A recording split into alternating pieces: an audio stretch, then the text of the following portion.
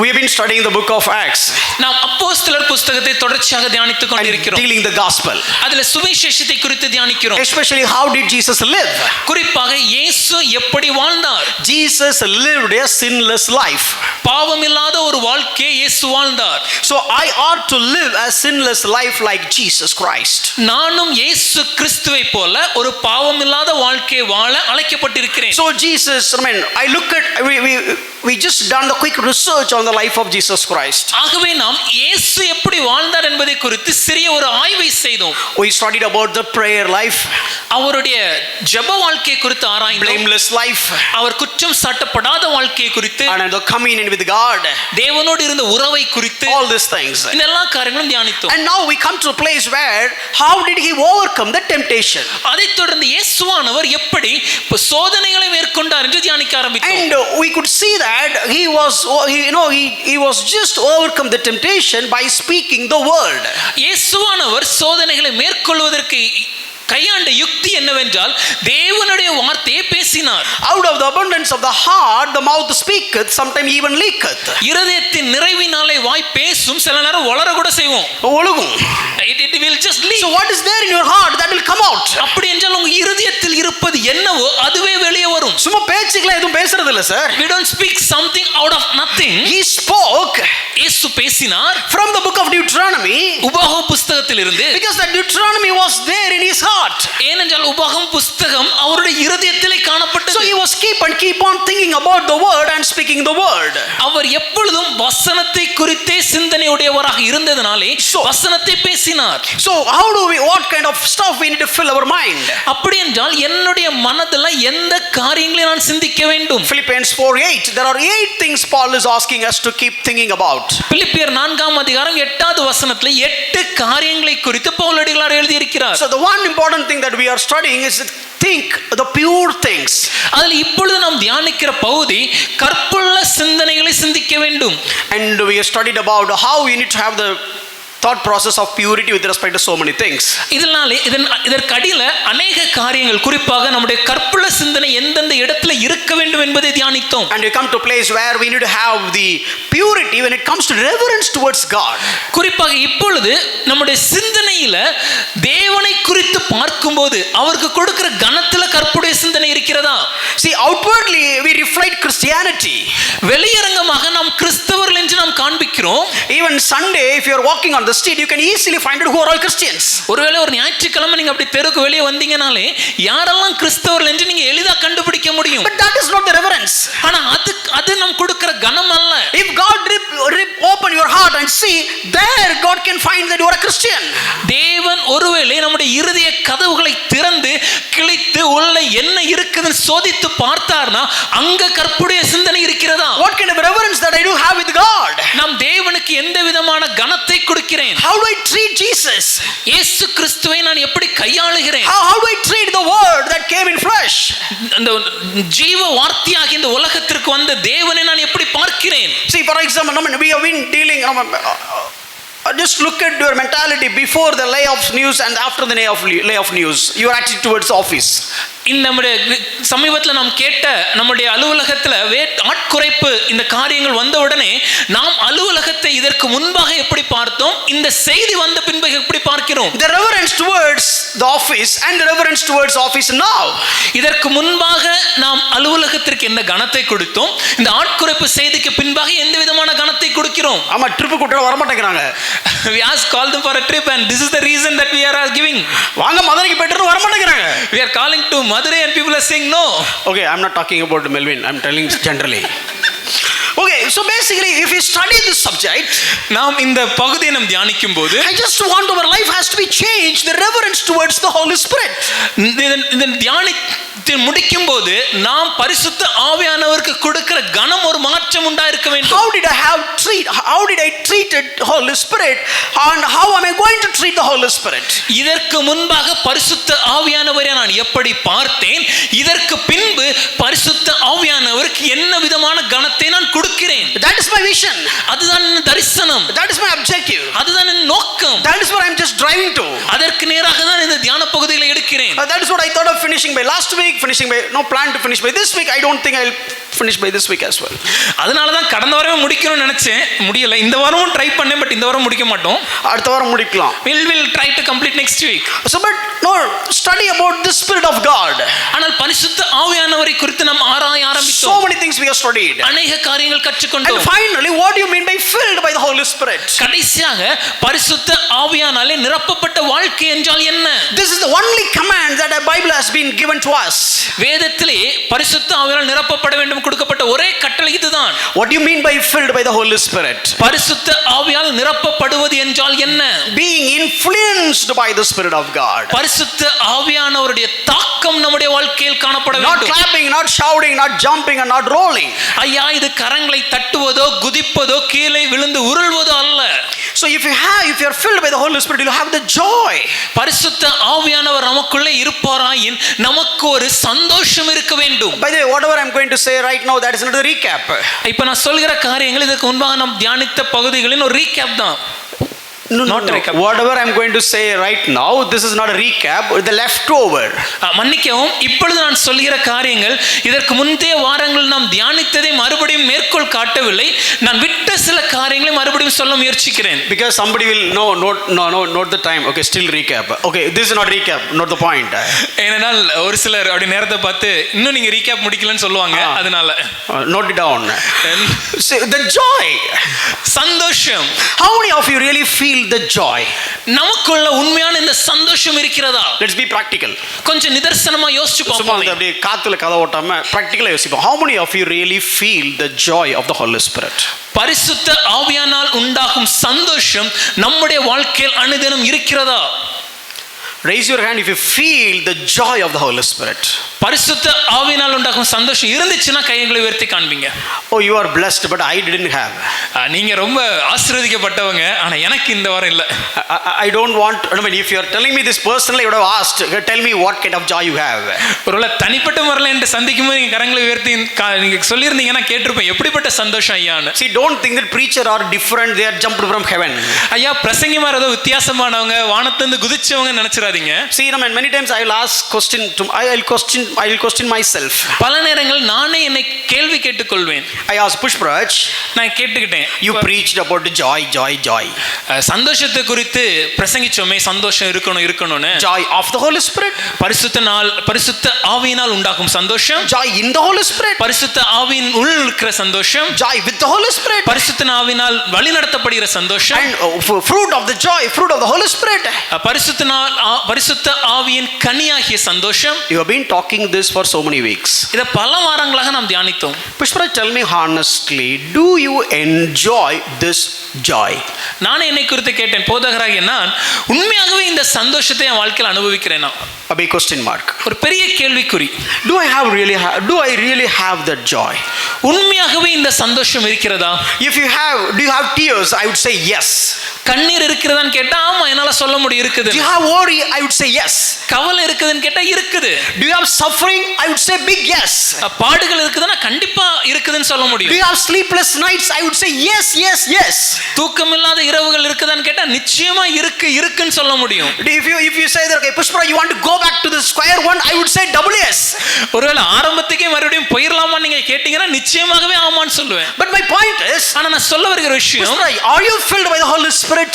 பரிசுத்த ஆவியினாலே நீங்கள் நிரப்பி இருக்கிறீர்களா? Have you got baptized with the Holy Spirit? பரிசுத்த ஆவியின் ஞானஸ்நானம் உங்களுக்கு இருக்கிறதா? When you preach that the vision is sufficiency of the scripture, நீங்கள் பிரசங்கிக்கும் போது நம்முடைய தரிசனம் இந்த வேதாகமம் போதுமானதுன்னு சொல்கிறோமே, if that is true, அது உண்மைன்னா whatever you have studied from the book of Acts, நாம் அப்போஸ்தலர் நடவடிக்கை புத்தகத்திலிருந்து தியானித்த எல்லாமே, from 19 and so on, 19ஆம் அதிகாரத்தில் கற்றுக்கொண்ட காரியங்கள் அனைத்தும், you have been baptized by the Spirit of God the day you believed Jesus Christ and have got the forgiveness of sin. நாம் இயேசுவை நம்முடைய ஆண்டவரும் இரட்சகரும் ஏற்றுக்கொண்டோமோ அன்றைய தினமே பரிசுத்த ஆவியினாலே ஞானஸ்நானம் பெற்று நம்முடைய பாவ மன்னிப்பு நிச்சயத்தை பெற்றுக்கொள்கிறோம். Okay, then you got baptized by the Holy Spirit. Yes. அப்படினா பரிசுத்த ஞானஸ்நானம் நீங்க பெற்றிருக்கீங்களான்னு கேட்டா போதகராக நான் ஆமான்னு சொல்றேன். Do you have any experience? என் தனிப்பட்ட அனுபவம் இருக்கிறதா? Certainly not. இல்லை, அப்படிப்பட்ட அனுபவம் All இல்லை. those experiences also not a reliable experiences. எந்தவித அனுபவங்களும் அதை ஒரு உறுதியான ஒரு கூற்றாக நாம் ஏற்றுக்கொள்ள முடியாது. No fire hit me. எந்த விதமான அக்னி என்ன வந்து துளைக்கல. No ice fallen on me. ஏமேல் எந்த விதமான ஒரு ஐஸ் கட்டி விழுந்தல. ஐஸ் கட்டி விழல. ரொம்ப ரிஃபார்ம் ஆயிட்ட போல இருக்கு. But according to the sufficiency of the scripture and the authority of the scripture, I strongly believed that I have been baptized by the Spirit of God. ஆனால் இந்த வேதாகமத்தின் அதிகாரத்தின் நிமித்தமும் இந்த வேதாகமம் போதுமானது என்ற உறுதியின் நிமித்தமும் நான் பரிசுத்த ஆவியினாலே ஞானஸ்நானம் பெற்றுக்கொண்டேன் என்பதை முழு நிச்சயமாக நம்புகிறேன். And what did you preach, Pushpa, for past few weeks? அப்படின்னா கடந்த சில வாரங்களில் போதகராகிய நான் எதை பிரசங்கித்தேன்? Or be filled with the Holy Spirit. பரிசுத்த ஆவியினாலே நிரப்பப்பட வேண்டும். The next question before me. அடுத்து நான் எனக்கு முன்பாக வைத்த கேள்வி, Pushparaj, are you being filled by the Holy Spirit? போதகராகிய நான் பரிசுத்த ஆவியினாலே நிரம்பி இருக்கிறேனா? I said yes. ஆமான்னு சொல்றேன். How do you say that? எப்படி சொல்றேன்? Oh, do you want to say, like the way the other people are saying, you're clapping, jumping and rolling and shouting? Did you do that? ஏதோ மற்ற ஜனங்கள் செய்கிற மாதிரி கரங்களை தட்டுவதோ குதிப்பதோ கீழே விழுந்து உருள்வதோ இப்படிப்பட்ட காரியங்கள் மூலமாகவா? I did that. அதை நான் செஞ்சிருக்கேன். When I was watching Shevak is hitting continuously 4, I did that. எப்போ ஷேவாக் தொடர்ச்சியாக 4 அடிச்சிட்டே இருந்தாரோ அப்போ செஞ்சிருக்கேன். ஷேவாக்னு கொஞ்சம் பழசு மாதிரி தெரியுது. When Dhoni hits the 6, I did that. Dhoni 6 அடிக்கும் போது நான் அதே மாதிரி கை தட்டி இருக்கிறேன். And when I was watching the match in live, in person, Chepak, I shouted like anything to break my throat. நான் ஒரு கிரிக்கெட் போட்டியை சேப்பாக் மைதானத்தில் நேராக நான் பார்த்து களி கூறும் போது என்னுடைய தொண்டை கிளிற அளவுக்கு நான் சத்தம் போட்டிருக்கிறேன். Shouted, சத்தம், jumped, குதிச்சிருக்கிறேன். jumped from the chair. நான் உட்கார்ந்த இருக்கையில இருந்து குதிச்சேன். While watching the cricket match, ஒரு கிரிக்கெட் மேட்ச் பார்க்கும்போது when Dhoni hits the 6 and got the World Cup, wow!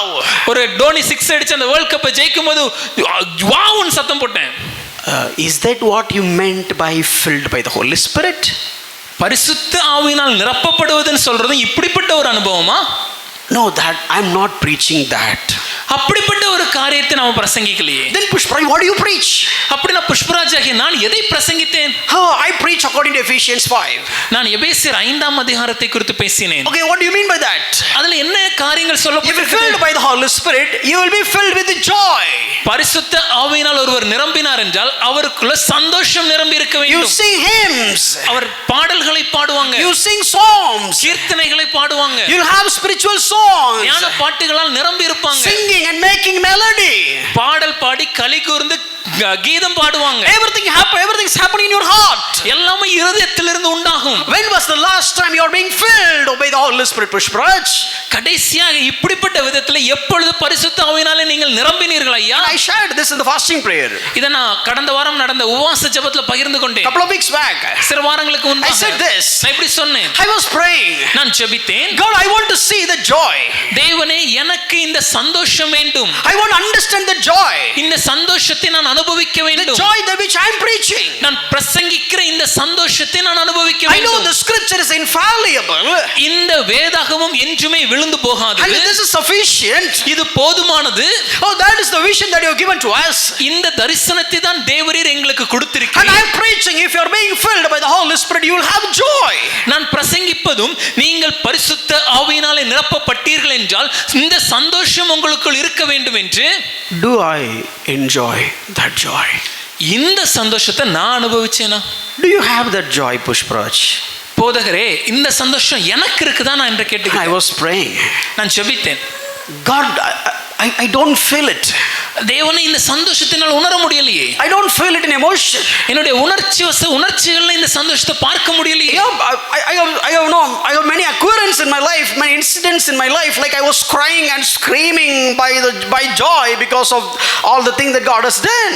பல நேரங்கள் என்னுடைய வாழ்க்கையில தேவன் செய்த அற்புதங்களை நினைத்து சந்தோஷமாக அகமகிழ்ந்து களிகூர்ந்து கண்ணீர் வடித்து கம்பீரித்த நாட்கள்லாம் உண்டு. Then what about the joy? Where it is gone? அப்படின்னா அந்த சந்தோஷம் சந்தோஷம் இப்பொழுது எங்கே? 2 points I have missed to teach. ரெண்டு காரியங்களை நான் சொல்வதற்கு தவறிவிட்டேன். The first one is, முதல் காரியம், when in the world when it comes to joy we connect with the emotions. இந்த உலகத்துல சந்தோஷம் சொன்னாலே நாம் உணர்ச்சிகளோடு அதை தொடர்பு படுத்தி வைத்திருக்கிறோம். But joy is not related to your emotions, joy is related to your understanding. ஆனால் சந்தோஷம் என்பது உணர்வுகளை பொறுத்ததல்ல, அது உங்கள் இருதயத்தில் நீங்கள் புரிந்து வைத்ததை பொறுத்ததே. So it is something how much you understand, எந்த அளவுக்கு நான் புரிந்து வைத்திருக்கிறேன், that will bring the joy. அது இந்த சந்தோஷத்தை உருவாக்கும். And joy is not an emotions where I laugh all the time. சந்தோஷம் என்பது ஒரு விதமான உணர்ச்சி வசப்பட்டு எப்பொழுதுமே சிரித்து கொண்டிருப்பதல்ல. See, for example, you got married. ஒரு உதாரணம் சொல்லணும், இப்போ உங்களுக்கு திருமணமாகி விட்டது. All the married people say hallelujah. திருமணவங்களாம் கரங்களை உயர்த்தி ஹல்லேலூயா சொல்லலாமா? Next question. அடுத்து உங்களுக்கு ஒரு Do you கேள்வி. love your spouse? உங்க கணவரையோ இல்ல மனைவியோ நீங்க நேசிக்கிறீங்களா? ஆமா, நான் தப்பான கேள்வி கேட்டேன். Do you love your spouse? உங்கள் துணையை நீங்கள் நேசிக்கிறீர்களா? See, yeah, good. I know earlier, don't take me wrong, but it must be true in everybody's life. தப்பா எடுத்துக்காதீங்க, ஆனா எல்லாரோட வாழ்க்கையிலும் இது உண்மையா தான் இருக்கும். See, when the marriage is fixed திருமணம் நிச்சயமான போது and will say I love you, அப்ப சொல்லும் நான் உன்னை நேசிக்கிறேன். அந்த பொண்ணு அங்க இருந்து அப்படிங்கும். and the girl will say means what? அந்த ஊங்கற வார்த்தைக்கு அர்த்தம் என்ன? Because you want to hear that I love you. அந்த ஊன் சொல்றதுக்கு பதிலா அந்த வார்த்தையை கேட்கணும்னு ஆசைப்படுவோம். say I love you. இல்ல I love you சொல்லலாமே. I love you அப்படி சொல்லி போட்டு கட் பண்ணிடுவோம். and immediately உன்னை நேசிக்கிறேன்னு சொல்லிட்டு கட் பண்ணிடுவாங்க. திருப்பி உன்னை நேசிக்கிறேனா, காதலிக்கிறேன். then we'll call again.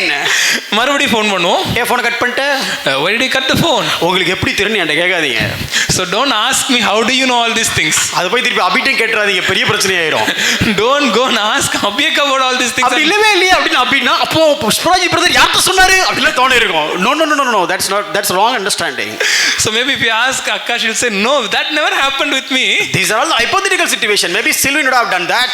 இது ஒரு கற்பனையான காரியங்கள், நான் கூட செஞ்சிருக்கலாம். John would have done that. John அண்ணா செஞ்சிருக்கலாம். Maybe Melvin would have shared. இல்ல மெல்வின் அண்ணா சொல்லிருக்கலாம். Maybe Pradeep அண்ணா would have told. இல்ல பிரதீப் அண்ணா சொல்லிருக்கலாம். இதெல்லாம் கேட்டு பொதுவா சொல்றேன். so I heard all these things and I'm putting in a common way. பண்ண விக்டர்னா நீங்க என்ன மறந்துட்டீங்க? sorry, Victor would have told that. and maybe Victor said Anna, why did you forget me? so somebody யாராக வேணாலும் இருக்கலாம். but now முக்கியம் என்னன்னா got married for 5 to 6 years. திருமணமாகி ஒரு 5-6 வருடங்களாகி விட்டது. now if you say get up in the you're just awake from the bed. இப்போ காலையில நாம எழுந்திருக்கிறோம். I love you. நான் உன்னை காதலிக்கிறேன். பிரஷ் பண்ணுங்கப்பா. go and brush your teeth pa. so nowadays you're not keep saying I love you, and that lady is also okay I love you. இப்போ என்ன earlier சொல்லுப்பா சொல்லு love you. இப்போ I love you இப்போ என்ன காலையிலே love is not about emotions. நாம் பார்க்கிற இந்த சந்தோஷம் என்பது, இந்த அன்பு என்பது ஒரு உணர்வுகளை பொறுத்ததானது மாத்திரமல்ல.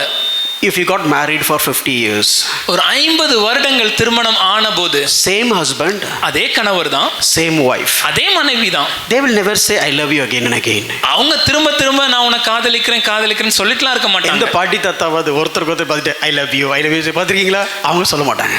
have you ever seen any old grandpa or grandma saying I love you to them? but they will have that love more than anybody else. ஆனால் எல்லாரை விட அதிகமான ஒரு பிரியமும் அன்பும் அவருடைய இருதயத்தில் காணப்படும். through that eyes, அந்த கண்களை பார்க்கும்போது, through that mannerism, அவருடைய செயல்களை அவங்க செய்யும் போது, nobody can understand, but each other they will understand perfectly what they are trying to say.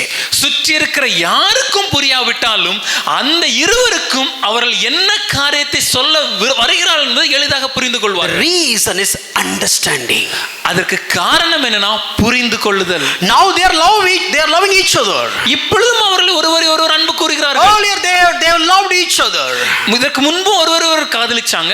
that was emotional based. அது ஒரு உணர்வுகளின் நிமித்தமான வந்த அன்பு. now they really understood they love each other. இப்போ ஒருவர் ஆழமாக புரிந்து கொண்டது நிமித்தமாக அவர்கள் காதலித்து அன்பு கூறுகிறார்கள். so Pushparaj, do you enjoy the joy? புஷ்பராஜியாகிய நான் இப்படிப்பட்ட ஒரு சந்தோஷத்தை அனுபவிக்கிறேன். I didn't have any excitement. எனக்கு எந்த விதமான உணர்வுகளும் இல்லை. I don't have any emotional burst. ஒரு உணர்ச்சி வசப்பட்ட இந்த காரியம் நடக்கல. I haven't enjoyed any goosebumps. எந்தவித புல்லரிக்கிற அனுபவங்கள் I நடக்கல. didn't shout. நான் கத்தவில்லை. I didn't cry. நான் கதறவில்லை. But how did I enjoy the joy? ஆனால் எந்த சந்தோஷத்தை எப்படி நான் அனுபவித்தேன்? Do you have the understanding about me?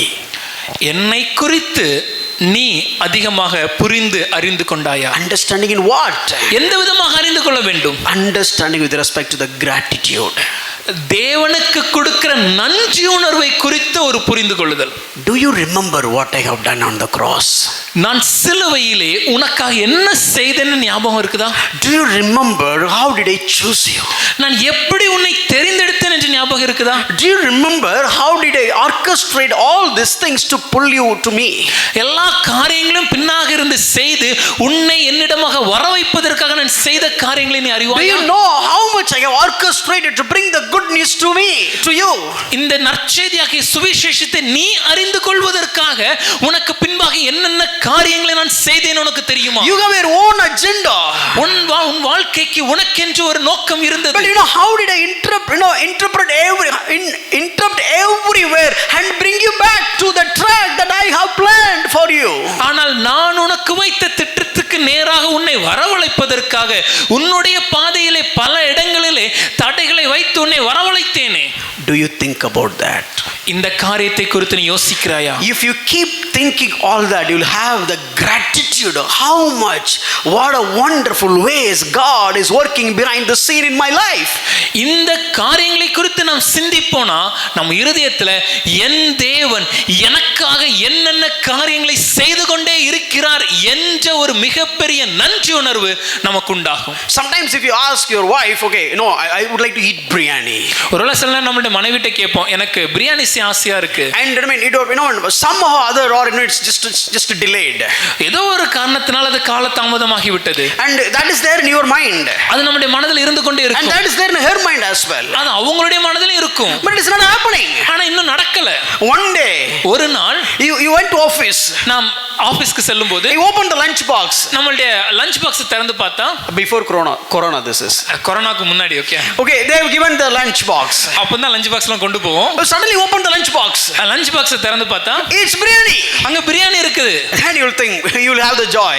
உடனே நமக்கு இருதயத்துக்குள்ள ஒரு smile, ஒரு சிரிப்பு. என்னடா தனியா சிரிச்சிட்டு இருக்கற? Why do you laugh alone? கல்யாணமா இத்தனை வருஷம் கழிச்சு தனியா சிரிக்கிறனா வேற அர்த்தம். If you are able to laugh after a long period of marriage, that means it's a different story. Initial days it is excitement laughing. ஒரு ஆரம்ப காலத்துல அந்த சிரிப்புக்கு பின்பாக ஒரு உணர்வுகள் காணப்படலாம். Later point of time it is a disappointment laughing. பின் நாட்கள்ல அது ஏமாற்றத்தின் சிரிப்பாக இருக்கலாம். நமக்கு அப்படி இல்ல. Hallelujah. But thank God we don't have that kind of a problem. Hallelujah. So but no, you don't see her, but you will have some joy in your heart. நம்முடைய மனைவி அந்த நேரத்தில் பார்க்காவிட்டாலும் நம்முடைய இருதயத்தில் ஒரு விதமான சந்தோஷம் உண்டாகும். You know why we don't feel that joy? இந்த சந்தோஷம் ஏன் இன்னைக்கு நமக்கு இல்ல தெரியுமா? We don't have the gratitude. நம்முடைய இருதயத்துல ஒரு நன்றி உணர்வு இல்லாம நாம இருக்கோம். We don't remember and rethink what God has done in our life.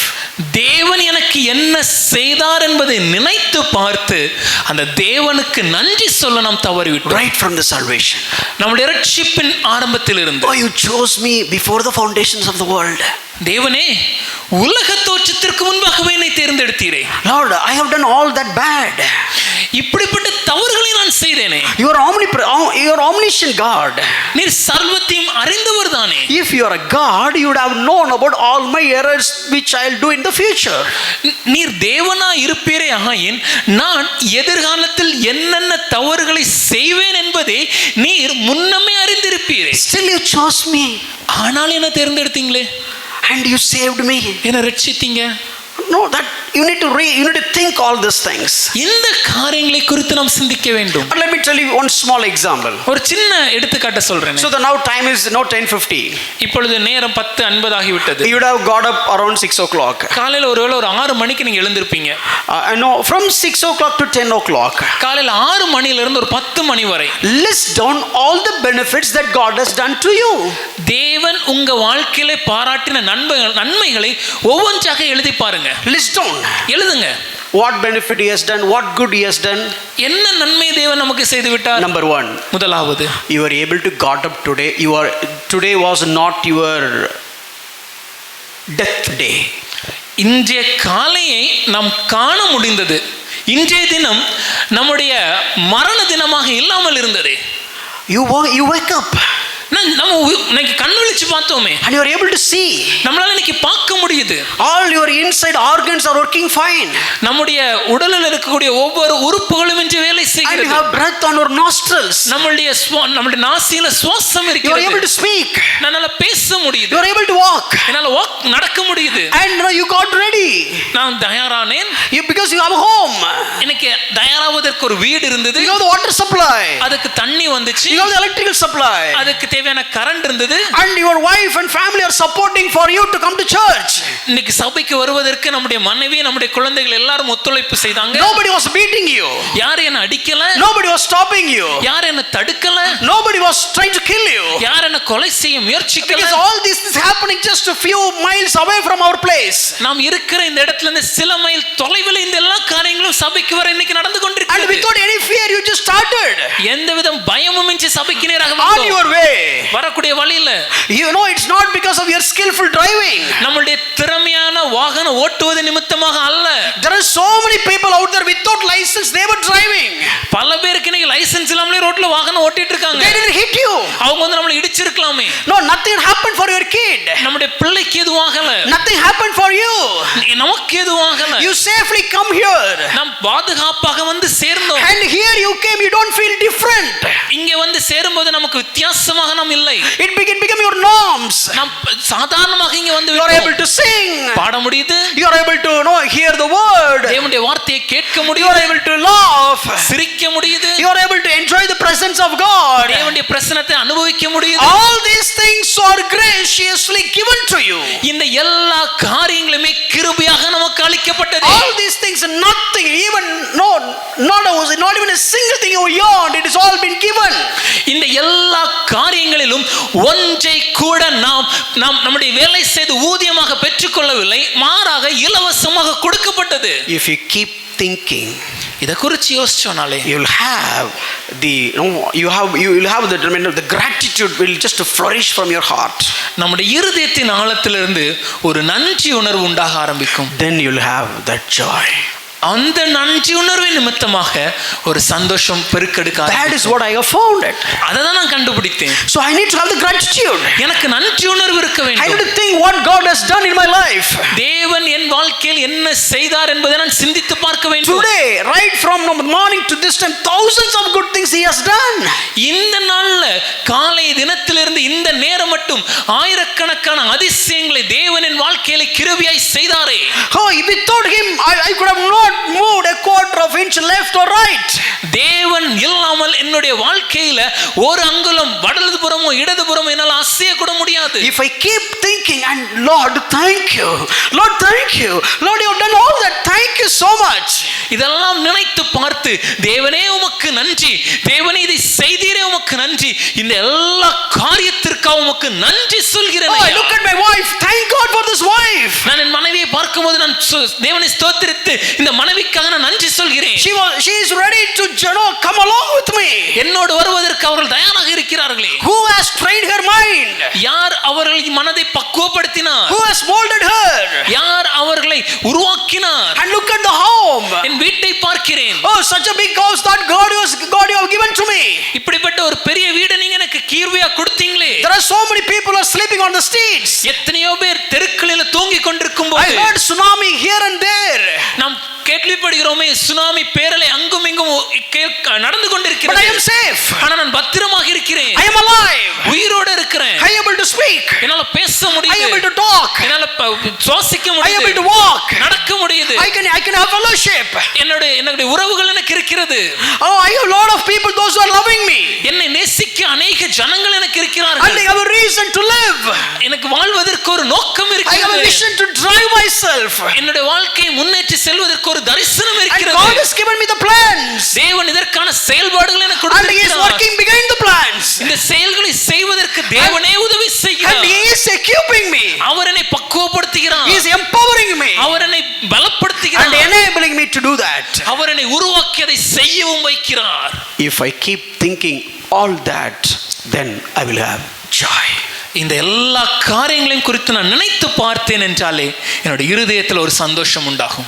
Let me ask you, do you have that joy?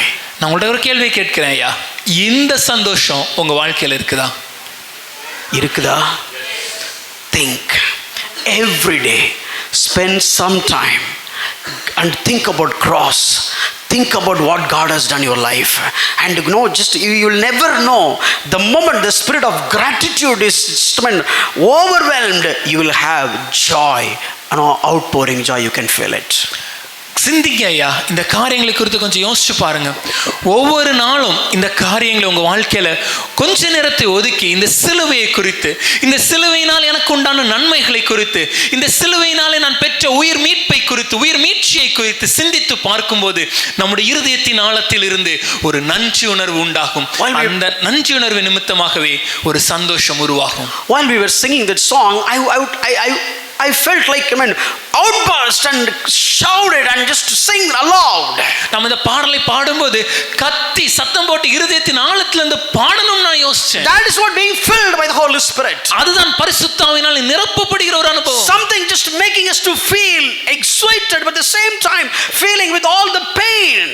ஒரு விதமான சந்தோஷமும் இருக்கும், அதே நேரத்துல இந்த காரியங்களை சிந்திக்கும் போது ஒரு விதமான வலியும் நமக்கு உண்டாகும். That is what being joyful. அதுதான் சந்தோஷம். And being thankful. ஸ்தோத்திரம் செலுத்துவது. This is already explained. நான் ஏற்கனவே உங்களுடன் பகிர்ந்து கொண்டேன். If you have the gratitude, நமக்கு நன்றி உணர்வு இருந்துச்சுன்னா simply you say thanks. நாம் உடனே சொல்லுவோம், ஐயா உமக்கு நன்றி. Oh Lord, thanks for this, thanks for that. தேவனே இந்த காரியத்திற்காக நன்றி, இதை செய்தீரே உமக்கு நன்றி. No, we have a number of things to lament about.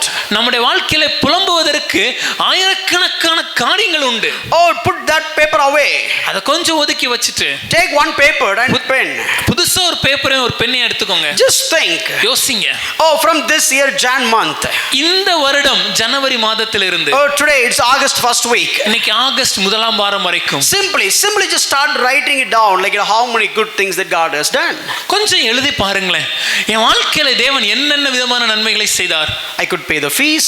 என்னால பிள்ளைக்கு ஃபீஸ் கட்ட முடியுது.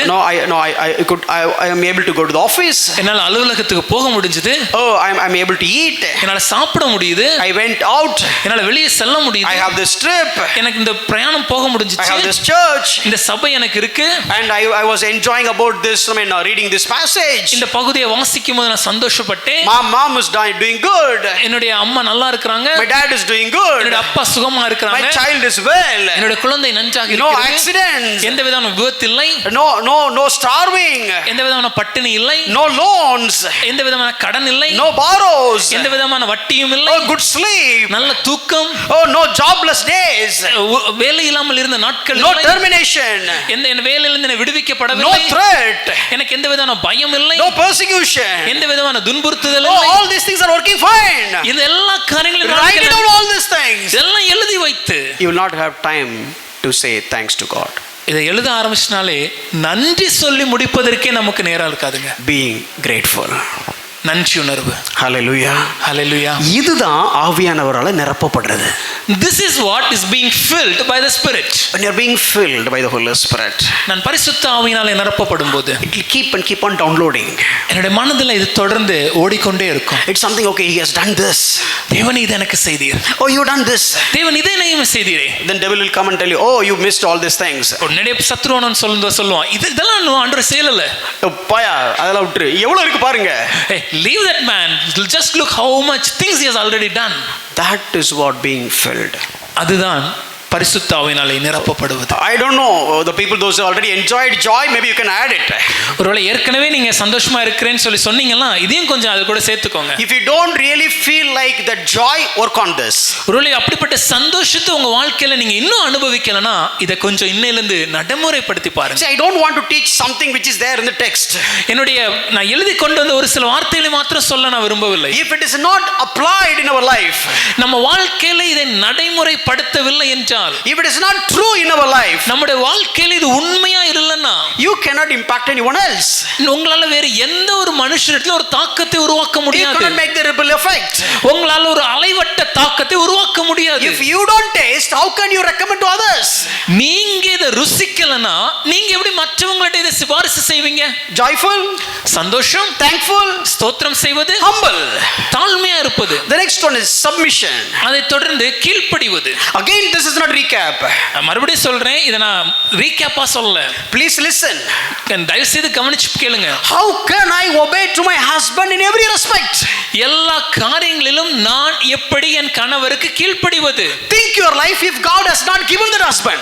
கொஞ்சம் யோசிச்சு பாருங்க, ஒருவேளை இந்த கணவரை தேவன் எனக்கு கொடுக்கலனா என் வாழ்க்கை என்ன இருக்கும்? If you have a drunkard one, ஒருவேளை ஒரு குடிகார கணவனோ, if you have a addicted for drugs, இல்லனா போதைக்கு அடிமையானவரோ, if you have a murderer, இல்ல ஒரு கொலைகாரரோ, or if someone has cheated so many people, இல்லனா பல பேரை ஏமாற்றிய ஒரு நபரோ, if somebody has stopped you going to the temple, you go to the church, இல்லனா சபைக்கு வருவதற்கு உங்களை தடை செய்கிற ஒரு நபரோ, if somebody is stopping you read the Bible, இல்லனா வேதத்தை உங்களை வாசிக்க தடை செய்கிற ஒரு நபரோ, if you got somebody who is following communism, இல்லனா கம்யூனிஸ்ட் சித்தாந்த கொள்கைகளை பின்பற்றுகிற ஒருவரோ, if somebody you got in your life like an atheist, இல்லனா நாத்திகம் பேசும் ஒரு நபரோ, you didn't get all. இப்படிப்பட்ட ஒருவர் இல்லையே. You have not got married to a murderer, ஒரு கொலைகாரரோடு நமக்கு திருமணம் ஆகவில்லை, not a thief, இல்ல ஒரு திருடரோடு, not a forgery, இல்ல பலரை சூதாட்டம் செய்து ஏமாற்றுபவரோடு, not a prisoner, not a cheater, இல்லனா பல பேரை ஏமாற்றுபவரோ, இல்ல சிறைவாசம் செய்பவரோ, but such a good, precious, wonderful, priceless, astonished, admired, adorable husband. ஆனா இவ்வளவு நல்ல சிறந்த மேன்மையான தேவன் கொடுத்த நன்மையான ஒரு கணவர் உங்களுக்கு இருக்குது. இவ்வளவு அட்ஜெக்டிவ் போட்டேன், ஏதாவது ஒரு ஹஸ்பண்டாவது ஒரு கையை தட்டிருக்கலாம்ல. காசு நீங்க சொல்றது பொய் தானே? I'm telling the truth. இல்லையா, இதுதான் உண்மை. You are being fearfully, wonderfully made by God. தேவனாலே பிரமிக்கத்தக்க அதிசயமா நீங்கள் உருவாக்கப்பட்டீர்கள். Together your bones. தேவன் உங்களுடைய எலும்புகளை உருவாக்கினாரே. And God has took this husband and given to you, my dear wife. தேவன் இந்த கணவரை எடுத்து உங்களுடைய கரத்துல ஒரு துணையாக கொடுத்திருக்கிறார். Hold the husband's hand and say, praise God. உங்க பக்கத்துல கணவர் இருந்தா கரத்தை பிடிச்சு சொல்லுங்க, கர்த்தருக்கு ஸ்தோத்திரம். Hallelujah. Hallelujah. Every coin has two sides. ஒவ்வொரு நாணயத்திற்கும் இரு பக்கங்கள் உண்டு. Look at the wife. கொஞ்சம் மனைவியை பாருங்க. How charm. எவ்வளவு அன்பான ஒரு முகம். How humble. எவ்வளவு தாழ்மை. How simple. எவ்வளவு எளிமை. How adorable. But basically, so look at a godly, pious woman that God has given in your life. ஆனால் எந்த அளவிற்கு ஒரு நன்மையான தேவ பக்தியுள்ள ஒரு மனைவியை உங்களுக்கு துணையாக கொடுத்திருக்கிறார். இந்த பொண்ணை லவ் பண்ண முடியலன்னா உன்னால எந்த பொண்ணைய லவ் பண்ண முடியும்? If I am not able to love this adorable wife, then whom else I can love? இந்த கணவனை ரெஸ்பெக்ட் பண்ணலனா நீ யாரை ரெஸ்பெக்ட் பண்ண முடியும்? If I am not able to respect such a wonderful husband, then whom else I can respect? If you have that thought, you will automatically respect your husband. இப்படிப்பட்ட ஒரு எண்ணம் நமக்கு இருந்துச்சுன்னா உடனடியாகவே நம்முடைய கணவரை நாம் கனத்தை கொடுக்க ஆரம்பிப்போம். And you will obey. அவங்களுக்கு கீழ்ப்படிவோம். Will give all the reverence. அவங்களுக்கு கொடுக்க வேண்டிய கனத்தை கொடுப்போம். In that same way, அதே போல if you think about, if you have high thinking about your wife, you will love and you love them like Christ loves the church.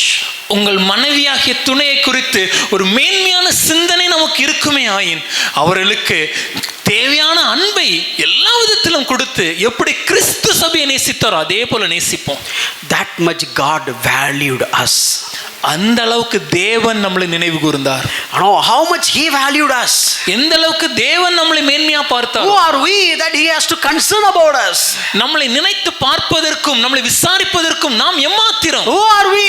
நாம் எம்மாத்திரம். To think about this mortal man. இந்த மனுஷனை நினைப்பதற்கு நான் எம்மாத்திரம். But still, ஆயினும் he considered us.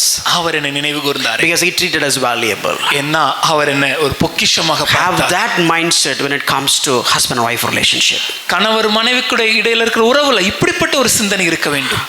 God doesn't have any perfect match other than your spouse to you. தேவன் உங்களுக்கு கொடுத்திருக்கிற துணையை தவிர தேவன் இந்த உலகத்துல வேற எந்த சிறந்த ஒரு துணையை உங்களுக்காக உருவாக்கவில்லை. பக்கத்துல ஹஸ்பண்ட் ஒய்ஃப் வந்து கையை பிடிச்சிட்டு maybe husband and wife, they hold their hands. ரீசெண்டாக கல்யாணமாக இருந்தாலும் பல வருஷத்துக்கு முன்ன கல்யாணம் பரவாயில்ல, கைப்பிடிங்க. Either recently married or long ago, so long ago, it's okay. என்ன விட்டா If other than me, உனக்கு வேற வழியே இல்லை. there is no other option for you. ரெண்டு பேருமே சொல்லிருங்க. That's the same for both sides. ஏன்னா இத கடவுள் விட்ட வழி. Because this is the way God has ordained. God couldn't find any better match for you, my dear, other than your spouse. தேவன் உங்களுக்கு கொடுத்திருக்கிற துணையை தவிர தேவன் வேறு எந்த சிறந்த ஒரு கணவரையோ அல்ல மனைவியோ இந்த உலகத்துல உருவாக்கவில்லை உங்களுக்கு என்று. உங்க லெவலுக்கு இதை விட பெஸ்டா கிடைக்காது. அவ்வளவுதான். உங்க லெவலுக்கு இதை விட பெஸ்டா எதிர்பார்க்க கூடாது. There is no better person for you other than this. Because God given best. ஏன்னா தேவன் கொடுத்தது சிறந்தது. Marriage is ordained by God. திருமணம் என்பது தேவனால் உருவாக்கப்பட்டது. All the events are already orchestrated in the the vision of God. இந்த எல்லா காரியங்களும் தேவனுடைய தரிசனத்தில் ஏற்கனவே உண்டாயிருந்தது. சும்மா எனக்கு அப்படி வந்திருக்கணும் இப்படி எப்படி வந்திருக்காது. நம்ம லெவலுக்கு இவ்வளவுதான். Maybe we might think I should have got like that or I should have got like this, but nothing will work out other than what we have already been given. No, for a small nut you cannot put the big bolt. ஒரு சின்ன நட்டுக்கு பெரிய போல்ட்லாம் set ஆகாது sir. So based on the nut you have the bolt. எப்படிப்பட்ட கணவரோ அப்படிப்பட்ட மனைவி. That is how God has given. அப்படிதான் தேவன் கொடுத்திருக்கிறார். Humble, தாழ்மை, filled with the Holy Spirit. நாம் பரிசுத்த ஆவியினால் நிரம்பி இருக்க வேண்டும். Love them, அவங்களை நேசிக்கணும் and respect them. அவங்களை கனப்படுத்தணும். Next one, அடுத்ததாக about children. பிள்ளைகளை குறித்து பார்க்கும்போது, see, I would like to translate all these things into practical stuff. இந்த எல்லா காரியங்களும் நடைமுறை வாழ்க்கையோட பேசணும்னு ஆசைப்படுறேன். And then when it comes to kids, பிள்ளைகளை பார்க்கும்போது, kids, you should be happy. நீங்க சந்தோஷமா இருக்கணும். You should appreciate your pastor. உங்களுடைய போதகருக்கு நீங்க நன்றி சொல்லணும். You know why? ஏன் தெரியுமா? One week I was talking to you as advice, obey your parents. ஒரு வாரம் முழுவதும் நான் உங்க பெற்றோருக்கு கீழ்ப்படிங்கன்னு சொல்லி சில அறிவுரைகளை சொன்னேன். And already I have spoken 1 week how the parents should treat the kids. அதை தொடர்ந்து இன்னும் ஒரு வாரம் முழுமையாக பெற்றோர் எப்படி பிள்ளைகளை நடத்த வேண்டும்னு எடுத்தேன். Today also I am going to talk about the parents how to treat the kids. இன்றைக்கும் பெற்றோர் எப்படி பிள்ளைகளை வழி நடத்தணும்னு சொல்ல போறேன். So கரெக்ட்டா ஓட்டு போட்டுருங்க. Kids, clap your hands. இவ கை தட்டுறத நான் பாசிட்டிவ் எடுத்துக்கிறதா நெகட்டிவ் எடுத்துக்கிறதா எனக்கு தெரியல. அது ஓசையுள்ள கைத்தாளமா இருக்கு. சரி பரவாயில்ல. But let's get into the subject. இன்றைய நாளுக்கான தியானத்தை நாம் ஆரம்பிப்போம். Yeah, exactly. So do not provoke your children. பிள்ளைகளை நாம் கோபமூட்டக்கூடாது. So last week I said about punish and correct. கடந்த வாரம் சொல்லும்போது தண்டனை குறித்தும் சிட்சிப்பை குறித்தும் பகிர்ந்து கொண்டேன். See, let me tell you, this is the toughest sermon that I ever preached. ஒரு விஷயத்தை சொல்லணும்னா நான் எடுத்த பிரசங்கத்துல இதுதான் ரொம்ப கஷ்டமான ஒரு பிரசங்கம். Because last 1 week I went to a terrible time. ஏன்னா கடந்த ஒரு வாரம் முழுதும் எனக்கு ரொம்ப கடினமா இருந்துச்சு. I was asking many times to myself. பல நேரம் நான் என்னிடத்திலே ஒரு கேள்வி கேட்டுக்கொண்டேன். Pushpa, did you practice what you preach? நீ பிரசங்கித்ததை நீ உன் வாழ்க்கையிலே கடைபிடித்தாயா என்று What did you preach last week? கடந்த வாரம் என்ன பிரசங்கிச்சோம்? Okay, you said you should not punish the kid, but you should correct the kid. பிள்ளைகளை தண்டிக்க கூடாது, மாறாக அவர்களை சிட்சித்து திருத்த வேண்டும். You should not have the personal contest, the competition attitude with respect to your kids. நம்ம குழந்தைகளிடத்துல ஒரு போட்டி மனப்பான்மை, நீயா நானா, நான் சொல்றதா நீ சொல்றதாங்கற ஒரு காரியம் இருக்க கூடாது. You should not deal them with anger, but you need to deal them if it is right. கோபத்தோட அவர்களை கையாள கூடாது, ஆனா சரியான விதத்துல அவர்களை சிட்சிக்க வேண்டும். But let me tell you, ஆனா ஒரு விஷயத்தை சொல்றேனே, being very honest, ரொம்ப வெளிப்படையா சொல்லணும்னா, or let me put in this way, இப்படி சொல்றேன், how many of you tried to practice this in your home last 1 week? கடந்த ஒரு வாரம் your children, கடந்த ஒரு வாரம் உங்க வீட்ல எத்தனை பேர் ட்ரை பண்ணீங்க? Have you got succeeded? Succeed ஆனவங்க கூட ரலில சொல்லுங்க பார்க்கலாம். அப்படி சொன்னீனா உங்க இடத்துல டியூஷன் எடுத்துக்கிறேன். I tried. நான் முயற்சி செய்தேன். I said, okay, God, I preached, so I should not provoke my children. நான் யோசிச்சேன், தேவனே நான் இந்த காரியத்தை குறித்து பிரசங்கித்திருக்கேன், ஆகவே நான் என் பிள்ளைகளை கோபமூட்ட கூடாது. No, every time Spirit of God, please fill me. ஒவ்வொரு முறை நான் யோசிப்பேன், பரிசுத்த ஆவியை நிரப்புங்க. No, you just filled me so that I should not provoke my children. என்ன நிரப்புங்க, ஆகவே நான் என்னுடைய பிள்ளைகளை கோபமூட்ட கூடாது. But I realized one thing. ஆனா ஒரு விஷயத்தை நான் அறிந்து கொண்டேன். How did I realize? எப்படி அறிந்து கொண்டேன் தெரியுமா? Last 1 week, கடந்த ஒரு வாரம் முழுவதும் Angeline exhibited 100% disobedience without any excuse. கடந்த ஒரு வாரம் முழுவதும் என்னுடைய இளைய மகளாக ஏஞ்சலின் எந்த விதமான தங்குத்தடையின்றி முழுவதுமாகவே கீழ்ப்படியாமை கடைபிடித்தாங்க. 100% pure disobedience. 100% முழுமையும் கீழ்ப்படியாமை. And all the time in a consistent manner. அதுவும் தொடர்ச்சியாக ஒரே விதமாக இருந்தது. How many times I can remember the sermon? எத்தனை முறை தான் நான் பிரசங்கித்தது நானே யோசிச்சு I பார்க்கிறேன். have taken her away into the room அவள் அப்படி ரூமுக்கு அழைத்து சென்று so that nobody is watching. வேற யாரும் பார்க்காத I விதமாக treated her really practically in a right way. சரியான விதத்துல அவளுக்கு சிட்சித்து I was trying to, because based on the sermon I was trying to explain and trying to do all that. நாம் கற்றுக்கொண்ட தியான பகுதியின்படியாக அவளை உருவாக்குவதற்காக பயிற்சிப்பதற்காக அவளை போஷித்து போதித்து. But you know devil is very cunning. ஆனா உங்களுக்கு தெரியுமா பிசாசனன் ரொம்ப குறித்து கோபப்படுத்தல. But he is keep on working on her. ஆனா இளைய மகளை குறித்து தொடர்ச்சியாகவே இந்த காரியம் வந்தது. I was literally facing a struggle. உண்மையாக ஒரு மிகப்பெரிய ஒரு போராட்டம். Somebody would have thought இது என்ன இருக்கு brother? Maybe some person would have said what is big if you switch on the TV everything will be solved. அந்த டிவியை போட்டு விட்டீங்கன்னா எல்லாம் சரியாயிரும். Or if you give the mobile everything will be solved. இல்ல போனை கொடுத்தீங்கன்னா எல்லாம் சரியாயிரும். In my home both of them are restricted. எங்க வீட்ல இந்த ரெண்டு காரியங்களுக்குமே தடை உண்டு. So I was trying to explain. ஆகவே அவளுக்கு நான் சொல்ல முயற்சித்தேன். Let me tell you, I spanked her many times. பல முறை அவளை அடித்தேன். Shame on me, I am telling the truth. நான் வெக்கப்படுறது கொண்டு இல்லை, உண்மைதான். நான் அப்படியே கோபப்பட்டேன். I treated her harshly. அவளை கோபப்பட்டு நடத்தினேன். Oh God forbid, God will forbid me. I asked forgiveness. தேவனிடத்துல போயிட்டு பின்பு மன்னிப்பு கேட்டுக்கொண்டேன். But I remember the statement. ஆனால் நான் இந்த பிரசங்கத்தை மறுபடியும் யோசிச்சு பார்த்தேன். Pushpraj, போதகனாகிய நான், when you preached last week, கடந்த வாரம் இதை குறித்து பிரசங்கிக்கும் போது you made one statement. ஒரு வாக்கியத்தை சொன்னோமே. The statement is this. அது என்ன வாக்கியம்னா, you should not have a personal contest between your children. உங்களுக்கும் உங்க பிள்ளைக்கும் நீயா நானா என்கிற போட்டி மனப்பான்மை இருக்க கூடாது. But now you think. ஆனா கொஞ்சம் யோசிச்சு பாருங்க. You are punishing her because she is not obedient, or you are punishing her to win the battle. இப்பொழுது போதனாகிய நான் என் மகளை தண்டிக்கும் போது அவங்களை சிட்சித்து திருத்த வேண்டும் என்பதற்காக தண்டிக்கிறேனா, இல்லனா இந்த நீயா நானா போட்டியில நான் சொல்றதான் நடக்கணும் என்பதற்காக தண்டிக்கிறேனா?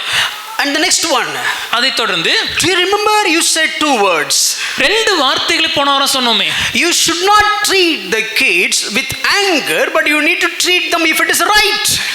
கோபத்தோடு பிள்ளைகளை கையாளக்கூடாது, மாறாக சரியான விதத்திலே கையாள வேண்டும். But in all these occurrences, ஆனா இந்த எல்லா நிகழ்வுகளிலும் just evaluate yourself. உன்னை நீ சோதித்து பார்க்கும் போது, did you handle your kid with angry or because he is not right? குழந்தை சரியாக இல்லைங்கிற காரணத்தினால இந்த காரியத்தை செய்தோமா, இல்ல அவங்க வேதத்தின்படி கோபப்பட்டு இந்த காரியத்தை செய்தோமா? Yes Lord, I am wrong. ஆண்டவரே நான் தவறாக தான் செய்தேன். Yes, I am wrong. நான் தப்பு தான் செய்தேன். But I prayed. ஆனா நான் ஜெபித்தேன். I asked. நான் கேட்டேன். God give me the wisdom. தேவன் எனக்கு ஞானத்தை கொடுங்க. This week we have shepherds of as well. இந்த வாரம் மேய்ப்பனுடைய சேவைங்கிற காரியம் நம்ம வீட்ல இருந்துச்சு. And it became a real shepherd serve. அது உண்மையாகவே ஒரு மேய்ப்பனுடைய சேவையாக தான் இருந்தது. It was a tough time with respect to her. அந்த ஏஞ்சலினை பொறுத்து ரொம்ப கடினமாக இருந்தது. And I prayed. நான் ஜெபித்தேன். And I got one thought. எனக்கு ஒரு எண்ணம் உண்டானது. Now you tell me. இப்போ நீங்க சொல்லுங்க. Where you need to have the power of the Holy Spirit. பரிசுத்த ஆவியின் வல்லமை எந்த இடத்துல நமக்கு அதிகமாக தேவைப்படுது? Oh yeah, of course you can preach. கண்டிப்பா நம்மளால பிரசங்கிக்க முடியும். Of course you can move in the gifts. வரங்கள்ல செயல்பட முடியும். But the one who is preaching this doctrine, ஆனால் இந்த சத்தியங்களை உங்களுக்கு பிரசங்கிப்பவர், do you see that you don't have enough power to handle your kid? பிரசங்கிக்கிற எனக்கு என்னுடைய பிள்ளையை கையாளுவதற்கு தேவையான பலன் இல்லை என்பதை நான் உணர்கிறேனா? The one who is teaching to many people, no, many people are okay. Yeah, that's a good revelation, good learning. அநேகருக்கு போதிக்கும் போது, அநேகர் அதை கேட்கும் போது, ஆமா இது நல்ல சத்தியம், எனக்கு தேவையான ஒரு சத்தியம் நம்ம எடுத்துக்கிறோம். But don't you feel your weakness that you are not able to handle this? ஆனால் உங்களுடைய பலவீனத்தை நீங்களே உணர்ந்து உங்க பிள்ளையை கையாளுவதில் கஷ்டப்படுறீங்க, புரிஞ்சுக்கிறீங்களா? Do you understand your weakness? உங்க பலவீனம் உங்களுக்கு புரிகிறதா? Yes, I do have that weakness. எனக்கு அந்த பலவீனம் இருக்கிறது. Now you tell me where you need the power of the Holy Spirit. இப்பொழுது நீங்க சொல்லுங்க, எந்த இடத்துல அதிகமாக தேவனுடைய பலன் எனக்கு வேண்டும்? You need to stand as a witness right now. நான் சாட்சியாக நிற்க வேண்டும். In this situation, இந்த சூழ்நிலையில் whether the kid is getting provoked, whether the kid is just not obeying or whatever it is, but you need to maintain your testimony. குழந்தை எனக்கு கீழ்ப்படிதா இல்லையாங்கிறது இருக்கிறது. அதை காட்டிலும் என்னுடைய சாட்சியை நான் காத்துக்கொள்கிறேனா இல்லையா? Now you tell me where you need the power of the Holy Spirit. இப்ப நீங்க சொல்லுங்க, எந்த இடத்தில் பரிசுத்த ஆவியின் வல்லமை அதிகமாக எனக்கு வேண்டும்? Yes Lord. ஆம் தேவனே. When the Spirit of God comes, He will strengthen you. பரிசுத்த ஆவியானவர் வரும்போது அவர் உங்களை பலப்படுத்துவார். For what? எதற்காக? To be a witness in Jerusalem. எருசலேமிலே ஒரு சாட்சியாக வாழ்வதற்கு. This is what the power of the Holy Spirit. இதுதான் பரிசுத்த ஆவியின் வல்லமை. Explain this in a practical way. இதை நிதர்சன வாழ்க்கையில் அபியாசப்படுத்தும் விதமாக நாம் புரிந்து கொள்ள வேண்டும். Because I was asking, நான் தேவனிடத்தில் கேட்டேன், Lord, what I'm preaching, நான் எதை பிரசங்கிக்கிறேனோ, but this is not practically, I couldn't apply this practically in my own life. என் சொந்த வாழ்க்கையில இதை நிதர்சனமாக என்னால கடைபிடிக்க முடியலையே. That is what they are doing. அதுதான் அவங்களும் செய்றாங்க. Oh, they are not just jumping, shouting, speaking in tongues and all these things, but still they are failing. அவங்க கத்துறாங்க, குதிக்கிறாங்க, உருள்றாங்க, இதெல்லாம் செய்றாங்க, ஆனா தோற்றும் போறாங்க. Here we are teaching, okay, based on the scripture, the sufficiency of the scripture, not based on the experiences. You need to do this and that according to the reformers. ஆனால் நம்முடைய திருச்சபையில் நாம் பார்க்கும்போது இதெல்லாம் வேதத்தின்படி சரியில்லை என்றும், இந்த வேதமே போதுமானது என்றும், இந்த வேதத்தின் அடிப்படையில் எந்தெந்த காரியங்களை நம்முடைய வாழ்க்கையில செய்யப்பட வேண்டும் என்றும் ஒரு சீர்திருத்த தலைவர்கள் வழியாக நாம் செய்து கொண்டிருக்கிறோமே. Do you understand how great power is needed to be a witness in front of your children? உங்களுடைய பிள்ளைகளுக்கு முன்பாக, குழந்தைகளுக்கு முன்பாக ஒரு சாட்சியாக நிற்பதற்கும் வாழ்வதற்கும் எவ்வளவு அதிகமாக தேவனுடைய பலன் தேவை என்பதை நாம் உணர்கிறோமா? Understand your weakness. நம்முடைய பலவீனத்தை நாம் உணர்ந்து கொள்ள வேண்டும். Sometimes God is allowing the situation to humble us. சில நேரங்களில் தேவன் சில நிகழ்வுகளை அனுமதிப்பதன் மூலமாக நாம் தாழ்மையை கற்றுக்கொள்கிறோம். No one has jumped from heaven. வானத்திலிருந்து யாரும் குதிக்கவில்லை. I am also going through the same situation that you are facing. நீங்க உங்க வாழ்க்கையில சந்திக்கிற கஷ்டங்களை தான் நானும் சந்திக்கிறேன். If I don't experience this, how can I explain this? இதை என்னோட வாழ்க்கையில நான் சந்திக்கலனா இதை உங்களோட எப்படி பகிர்ந்து கொள்ள முடியும்? Let me tell you. நான் ஒரு விஷயம் சொல்றேன். Once again, ஒரு முறை கூட I want to nail this truth. இந்த சத்தியத்தை ஆழமாக சொல்ல நினைக்கிறேன். You need to be filled by the Holy Spirit in your home. நம்ம வீட்டில பரிசுத்த ஆவியின் வல்லமையினாலே நாம் நிரம்பி இருக்க வேண்டும். To love your wife, மனைவியை நேசிக்க, to honor your husband, கணவருக்கு கனம் கொடுக்க, and to raise your children. பிள்ளைகளை வளர்ப்பதற்கு. Without the power of the Holy Spirit, you cannot do this. பரிசுத்த ஆவியின் வல்லமை இல்லாமல் இதை ஒன்றும் செய்ய முடியாது. Hallelujah. Hallelujah. How many of you really want to have the power of the Holy Spirit at home? எத்தனை பேருக்கு உண்மையாகவே இந்த வல்லமை நம்ம வீட்டில் வேணும்னு நினைக்கிறீங்க? ஏதோ சும்மா ஒரு சோமனை கேட்டு அப்படியே பேச்சுக்கு இல்ல, அப்படி வாழக்கூடாது. It's not about just hearing a sermon and living a life as we please. சும்மா ஏதோ இந்த காத்துல பறக்கிற மாதிரி அவன் அப்படியே கூஸ்பம்ஸ் வந்துச்சு brother. It's not about beating around the bushes and having a goosebumps moment alone. Oh, when we are speaking tongues, I feel shivering. ஐயா, நான் அந்நிய பாஷைகளை பேசும்போது புல்லரித்து காணப்பட்டேன். So what? அடுத்தது, are you able to love your wife? மனைவியை நேசிக்க முடியுதா? Are you able to raise your children properly? பிள்ளைகளை தேவனுக்கேற்ற வழியில வளர்க்க முடியுதா? Are you able to maintain your testimony at your home? சாட்சியை வீட்டில் காத்துக்கொள்ள முடியுதா? If that is not working out, அது நடக்கலனா all these things are vain, brother. இந்த எல்லா காரியங்களும் பிரயோஜனம் இல்லை. Life at home as a testimony. வீட்டில் நம்முடைய வாழ்க்கையில சாட்சி இருக்கணும். By the way, all these things are not my thoughts. நான் சொன்ன இதெல்லாம் காரியங்களும் நான் என்னுடைய எண்ணங்கள் அல்ல. அப்படியே காலையில் அப்படியே உட்கார்ந்த பிரதர் தேவ சமூகத்தில் அப்படியே இறங்கிச்சு பிரதர், அப்படிலாம் நான் சொல்லல, அப்படிலாம் இறங்கல இது. So I would not say that I was just sitting warning like this and suddenly God spoke to me and no, that's not how it all happened.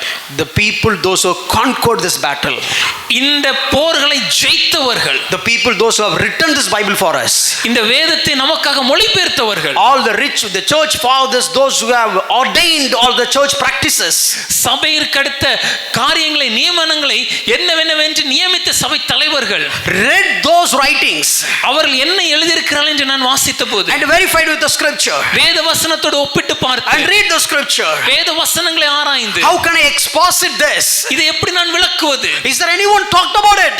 இதை குறித்து வேற யாரும் பேசி Or இருக்காங்களா? done the research, நான் அதை குறித்து ஆராய்ச்சி செய்து, studied, படித்து, and I don't want to just present with just a knowledge, ஒரு அறிவோட மாத்திரம் இதை உங்கள்ட்ட சொல்ல நான் விரும்பவில்லை. but if it is true in my life, என் வாழ்க்கையில இது உண்மையா if இருந்துச்சுன்னா, I taste biryani, என்னுடைய வாழ்க்கையில இந்த பிரியாணி என்னால ருசிக்க if I முடிஞ்சுச்சுனா, feel the nourishment, என்னால இது போஷணத்தை உண்டாக்குறது என்று உணர முடிஞ்சதுனா, I'm presenting the same to you.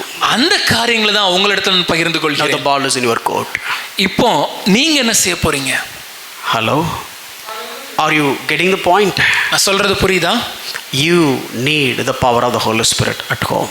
உங்க வீட்டுல பரிசுத்த ஆவியானுடைய வல்லமை வேண்டும். Okay, let me continue with the kids. பிள்ளைகள் சொல்றதை நான் கொஞ்சம் சொல்ல விரும்புறேன். Ephesians chapter 6 verse 4. எபேசியர் 6 அதிகாரம் 4வது வசனம். Fathers, do not provoke your children to anger, but bring them up in the discipline and instruction of the Lord. பிதாக்களே, நீங்களும் உங்கள் பிள்ளைகளை கோபப்படுத்தாமல் கர்த்தருக்கேற்ற சிட்சையிலும் போதனையிலும் அவர்களை வளர்ப்பீர்களாக. And 5:29. 5ஆம் அதிகாரம் 29வது வசனம். No one ever hated his own flesh, but nourishes and cherishes it, just as Christ does the church. தன் சொந்த மாம்சத்தை பகைத்தவன் ஒருவனும் இல்லையே, கர்த்தர் சபையை போஷித்து காப்பாற்றுகிறது போல ஒவ்வொருவனும் தன் மாம்சத்தை போஷித்து காப்பாற்றுகிறான். So bring them up. அவர்களை வளர்க்க வேண்டும். So what do you mean by bring them up? வளர்ப்பதுனா என்ன? Nourish them up. போஷிக்க வேண்டும். The same Greek word. அதே கிரேக்க வார்த்தை பயன்படுத்தப்படுகிறது. Bring them up. வளர்ப்பதும் nourish them up. போஷிப்பதும். So with intellectual, அவர்களை ஞானத்தின்படி, spiritual, ஆவிக்குரியபடி, emotional, அவருடைய உணர்வுகளின்படி, social, சமுதாயத்தின்படி, and all these things. எல்லா விதத்திலையும் Where can I get the path or the truth to raise them in that way? இந்த எல்லா விதத்திலும் பிள்ளைகளை வளர்ப்பதற்கு ஏற்ற சத்திய வழியை நான் எங்கே அறிந்து கொள்வது? In the word of God. சத்திய வசனத்திலே மாத்திரம். Last week I missed the scripture. 2 Timothy chapter 3 verse 16. கடந்த வாரம் இந்த வசனத்தை சொல்ல தவறிவிட்டேன். 2 தீமோத்தேயு 3ஆம் அதிகாரம் 16வது You all வசனம். know this verse. நமக்கு எல்லாருக்கும் இந்த வசனம் Oh, தெரியும். the Spirit of God. தேவ ஆவியினாலே, The breath of God is the word. தேவனுடைய நாசின் சுவாசத்திலிருந்து தேவனுடைய வசனம் நமக்கு கொடுக்கப்பட்டிருக்கிறது. கற்பிப்பதற்கும், To reprove, போதிப்பதற்கும், to correct, திருத்துவதற்கும், to train. அவர்களை வழிநடத்துவதற்கும், All these things you can use only the word of God. இந்த எல்லா காரியங்களும் செய்வதற்கும் தேவனுடைய வார்த்தை நமக்கு பயன்படுகிறது. And 1 Corinthians chapter 10 verse 11. 1 கொரிந்தியர் 10ஆம் அதிகாரம் 11வது வசனம். All these things are written. இந்த எல்லா காரியங்களும் எதற்காக எழுதப்பட்டிருக்கிறது? Why? எதற்கு? For you. நமக்கு. Take as an example. ஒரு எடுத்துக்காட்டுகளாக. So raise your kid as Bible believing or according to the word of God. தேவன் கற்றுக் கொடுத்திருக்கிற இந்த வார்த்தைக்கு ஏற்ற ஒரு பிள்ளைகளாக, வசனத்தை விசுவாசிக்கிறவர்களாக வளர்ப்பது முக்கியம். You know why it is very important? ஏன் இது முக்கியம் தெரியுமா? If you don't follow the word, don't expect your children will follow the word. நீங்க வசனத்தை கடைபிடிக்கலனா உங்க பிள்ளைங்க வசனத்தை கடைபிடிக்கணும்னு எதிர்பார்க்காதீங்க. See, sometimes when we ask our children to read the Bible, study the Bible, they won't do. சில நேரங்கள் நம்ம பிள்ளைங்கள்ட்ட போயிட்டு வசனத்தை படிக்கவும் இல்ல ஜெபிக்கவும் சொல்லும்போது அவங்க செய்ய மாட்டேங்கிறாங்க. And sometimes we'll ask them to take notes. சில நேரம் அவங்கள்ட்ட சொல்லுவோம் நோட்ஸ் எடுங்கன்னு சொல்லுவோம். Sometimes ask them to memorize the verse. வசனத்தை மனப்பாடம் பண்ண சொல்றோம். They don't do. அவங்க செய்யறது இல்ல. But what we need to do, ஆனா நம்ம என்ன செய்யணும்னா, I'll give one illustration. ஒரு சின்ன எடுத்துக்காட்டு சொல்றேன். Just listen that illustration. அந்த எடுத்துக்காட்டை கொஞ்சம் கவனிங்க. Then you'll understand. அப்ப உங்களுக்கு நன்றாக புரியும். So there was a place called Greenland. Greenland என்ற ஒரு இடம் இருந்தது. And there was a guy who traveled to a particular place. அந்த இடத்துல இருந்து ஒருவர் பிரயாணப்பட்டு சென்றார். So while he got sick. அவருக்கு உடல் சுகவீனமானது. He was in another country and he was sick. அவர் இப்பொழுது வேறு இடத்துல இருக்கும்போது அங்க உடல் சுகவீனமாகி விட்டார். They would like to transport him to his hometown. இப்பொழுது அங்க இருந்து அவரை மறுபடியும் சொந்த ஊருக்கு அனுப்பி வைக்க முயற்சி செய்தாங்க. But he was about to die. அவர் மரண தருவாயில் இருந்தார். சாக போற நேரத்துல சில நேரம் ஓகே எங்க அம்மா பார்க்கணும், எங்க அப்பா பார்க்கணும் அப்படினு ஏதாவது somebody will say okay I need to see my dad, I need to see my mom, or I need to see this person or that person. சில நேரங்கள் மரண தருவாயிலே தன்னுடைய தகப்பனையோ இல்ல தாயியோ இல்ல நெருங்கிய ஒருவரையோ பார்க்கணும் ஒரு ஆசை எழும். And he was on the ship. அவர்கள் இப்பொழுது கப்பல் பிரயாணப்பட்டு கொண்டிருந்தார். And he was in the deathbed. மரண தருவாய். And in the deathbed he was asking some strange thing. அந்த மரண படுக்கையில் இருந்து கொஞ்சம் விசித்திரமான சில கேள்விகளை கேட்டார். People were around him. அவரை சுற்றி எல்லாரும் இருந்தாங்க. And he was about to die. அவர் மரண தருவாயில் இருக்கும்போது and he was trying to tell something. ஏதோ காரியங்களை முணுமுணுக்க முயற்சி செய்தார். And they just bend them and try to listen what he is saying. அவங்க அப்படி குனிந்து அவர் என்ன சொல்ல வருகிறார் என்று கவனித்து கேட்க ஆரம்பிச்சாங்க. And he said, அவர் சொன்னார், go on the deck. மேல் தளத்திற்கு சென்று and can you see ice? அங்க பனிக்கட்டி பார்க்க முடியுதா? அண்ணே சாவு கிடக்குறான், ஐஸை பார்க்க முடியுதா? ஐஸை பார்க்க முடியுதா? What is that? About to die and you are asking, can you see the eyes? Can you see the eyes? This guy was keep on saying, okay, can you see eyes? Go and check. Can you see eyes? ஆனால் இவர் மறுபடியும் சொன்ன காரியம் என்னன்னா, மேல் தரத்துக்கு போங்க, அங்க பனிக்கட்டி தெரியுதான்னு பாருங்க. And these people are not, what a strange thing. அவங்கலாம் என்ன விசித்திரமான ஒரு கேள்வி. In the deathbed, மரண படுக்கை, you are about to die, மரிக்க போறீங்க, and in this deathbed you want to see eyes. இந்த சூழ்நிலையில உங்களுக்கு அங்க பனிக்கட்டி இருக்குதான்னு ஏன் தெரியணும்? Why? ஏன்? Because when that man was baby, the very first thing he saw after his mother was eyes. அந்த மனிதன் அவன் குழந்தையாக இருந்தபோது தன்னுடைய தாய்க்கு அடுத்தது அவர் பார்த்த முதல் காரியம் இந்த பனிக்கட்டி தான். His house was made by eyes. அவருடைய வீடு இந்த பனிக்கட்டினாலே செய்யப்பட்ட ஒரு வீடு. The window was a slab of eyes. அவங்க இருந்த அந்த ஜன்னலுடைய அந்த தாள் அது வந்து ஒரு பனிக்கட்டினால் உருவாக்கப்பட்டிருந்தது. In fact, his cradle was made by eyes. இன்னும் சொல்லப்போனா அவர் எந்த தொட்டில்ல வைக்கப்பட்டிருந்தாரோ அந்த தொட்டிலே ஒரு பனிக்கட்டினால் உண்டாக்கப்பட்டது. The water that he drank first was a melted ice. அவர் முதலாவதாக குடித்த தண்ணீர் எதுனா இந்த பனிக்கட்டி தண்ணீராக மாற்றப்பட்டு கொடுக்கப்பட்டது. When he was able to sit as an infant, he was sitting on a table of ice. அவர் முதலாவதாக குழந்தையாக உட்கார ஆரம்பிக்கும் போதே உட்கார்ந்த அந்த மேஜை ஒரு பனிக்கட்டியினால் செய்யப்பட்டது. The first scenery that he has seen is ice. அவர் முதலாவதாக பார்த்த ஒரு இயற்கை காட்சினா அது பனிக்கட்டிகள். The first mountain that he has ever seen was just ice. அவர் முதலாக பார்த்த ஒரு மலை அது பனிகளினால் ஆன மலை. The field that he has seen for the very first time was filled with ice. அவர் முதலாக பார்த்த வயல் பகுதி அது முழுவதுமாக பனியினால் நிறைந்திருந்தது. When he became a man, அவர் மனிதனான போது he got a sledge. அவர் பெரியவனான போது ஒரு கத்தி எடுத்திருந்தார். Sledge சக்கரமில்லாத வண்டி.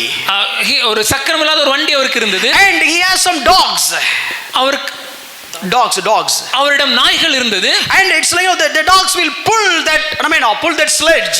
அந்த நாய்கள் இந்த வண்டியை இழுத்து கொண்டு செல்லும். Like a 50 miles. ஒரு 50 மைலுக்கும் approximately 12 dogs. கிட்டத்தட்ட ஒரு 12 நாய்கள். And all the way is ice. அது போகிற எல்லா பகுதிகளிலும் பனிக்கட்டி மாத்திரமே காணப்படும். And how the people will survive? அங்க இருக்கிற ஜனங்கள் எப்படி வாழ்க்கை வாழ்வாங்க? They will have the spear. அவங்க கையில அந்த ஈட்டி இருக்கும். And they will stay inside the hole of the ice for the whole night. அந்த அங்க இருக்கிற அந்த பனிக்கட்டிக்கு அந்த இடத்துல தான் ராத்திரி முழுவதும் அவங்க காத்திருப்பாங்க. To kill the seal or fish. அங்க இருக்கிற ஒருவேளை பனிக்கரடியையோ இல்லனா மீன்களை பிடிப்பதற்காக. So early impression in his mind is just ice. அதனால அவருடைய ஆரம்பத்துல இருந்து அவருடைய மனதுல பாய்ந்த முதல் காரியம் என்னன்னா பனி. He was the native man from the land of Greenland. அவர் கிரீன்லாந்து என்னும் தேசத்தை சேர்ந்த ஒரு மனிதர். This is how his house looks like. இப்படி தான் அவருக்கு வீடு காணப்படும். Look at this second picture. அந்த இரண்டாவது படத்தை பாருங்க. It's a mountains, it's a pathway. அதுதான் அவங்களுடைய மலைப்பகுதி, அவங்களுடைய வழிப்பகுதி இதுதான். And look at his home. அவங்க வீட்டை பாருங்க. And look at all the places that he could see. அவர் பார்க்கிற எல்லா பகுதிகளும் இப்படியே காணப்படும். This is where he was born.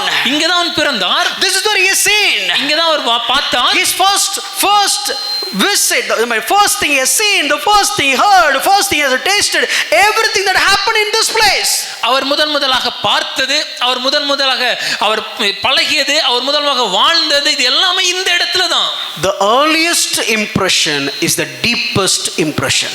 முதலாவதாக நம்முடைய மனதில் பதிகிற காரியங்கள் மிகவும் ஆழமாக பதியக்கூடிய ஒரு காரியங்கள். World's largest island. உலகத்துல மிகப்பெரிய ஒரு ஐலாண்ட் இதுதான். And this is something like it is full of covered with ice. அது முழுமையுமாகவே பனிக்கட்டியினால் நிரப்பப்பட்ட இடம். Very least density amount of people. மிகவும் குறைந்த ஜனங்கள் அங்கு வாழ்கிறார்கள். And he was from that side. அவர் அந்த பகுதியை சேர்ந்தவர். Name of the land is Greenland, but it is basically Iceland. ஒருவேளை அந்த இடத்திற்கு பெயர் கிரீன்லாண்டாக இருந்தாலும் சொல்லப்போனா முழுவதுமாகவே பனிக்கட்டியினாலே நிரந்த ஒரு பகுதி அது. Parents, listen to me. பெற்றோரே நல்லா கவனிங்க. This man born in a place called Greenland. இந்த மனிதர் கிரீன்லாந்து என்னும் தேசத்துல பிறந்த ஒருவர். But what he saw, ஆனா அவர் என்ன பார்த்தார்? what he tasted, அவர் என்ன ருசித்தார்? what did he play with, எதை கொண்டு விளையாடினார்? everything is ice. எல்லாமே பனிகள்ல மட்டுமே. He moved away from this place. இப்போ அந்த இடத்தை விட்டு வேற இடத்துக்கு சென்று விட்டார். He is in his deathbed. மரண படுக்கையில் இருக்கிறார். And he was on his way இப்பொழுது திரும்ப வந்து கொண்டிருக்கிறார். while on the ocean, இப்பொழுது அந்த கடலின் நடுவே கூட, in that voyage, அவருடைய பிரயாணத்தின் போது he was asking, can you see ice? அவர் கேட்ட காரியம், பனிக்கட்டி தெரியுதா? Means what? Can you see ice means can you see my place? அதுக்கு அர்த்தம் என்னன்னா, பனிக்கட்டி தெரியுதுன்னா என் இடம் வந்துடுச்சு, என் இடம் தெரியுதா? You know what I'm trying to tell that? நான் என்ன சொல்ல வரேன் தெரியுமா? If in the early impression is everything is Bible, ஒருவேளை ஆரம்ப காலத்துல முதன்மையாக உங்க பிள்ளைகளுக்கு நீங்கள் பயிற்சிவிக்கிற எல்லாம் வேதத்தின் அடிப்படையில் இருக்குன்னா, when I sit, my mom will sing a hymn. நான் பாடும்போது எங்க அம்மா, நான் உட்காரும் போது எங்க அம்மா ஞான பாடல்களை பாடுவாங்க. When I get up, I could see my mom read the Bible. நான் எழும்பும் போது என்னுடைய அம்மா வேத புத்தகத்துல வாசிப்பாங்க. When I sleep, I saw my dad on his knees. நான் உறங்கும் போது என்னுடைய தகப்பன் முழங்கால் நிற்பதை நான் பார்க்கிறேன். Oh, when I come from school, my dad is went for ministry. நான் ஸ்கூல் முடிச்சு வீட்டுக்கு வரும்போது என் தகப்பன் ஊழியத்தில் இருப்பதை நான் பார்க்கிறேன். And in my home, for anything and everything, they'll refer the Bible. எங்க வீட்ல எதுனாலும் எதற்கு எடுத்தாலும் வேதத்தையே அளவுகோலாக வைத்திருப்பார்கள். Right or wrong is discerned based on the word of God, not based on what my mom felt or what my dad felt. சரியா தவறா என்பதை வேதகமே தீர்மானிக்கும். அது மாத்திரமல்லாமல் கணவரோ இல்லை எங்க அம்மா நினைக்கிறதோ எங்க அப்பா நினைக்கிறதோ இல்ல. My dear parents, எனக்கு அன்பான பெற்றோரே, you want to raise your children as that guy who came from Greenland who sought for ice. இந்த கிரீன்லாந்து தேசத்திலிருந்து வந்த அந்த மனிதரை போல, எப்பொழுதும் அந்த பனிக்கட்டி மேல் நோக்கமாய் இருந்த மனிதனை போல உங்க பிள்ளைகளை வளர்க்க ஆசைப்படுறீங்களா? What kind of early impression that you made on your kids' heart? முதலாவதாக ஆரம்ப நாட்களிலே உங்களுடைய பிள்ளைகளுடைய இருதயத்தின் ஆழங்களில் எந்த விதமான காரியங்கள் எழுதப்படுகிறது?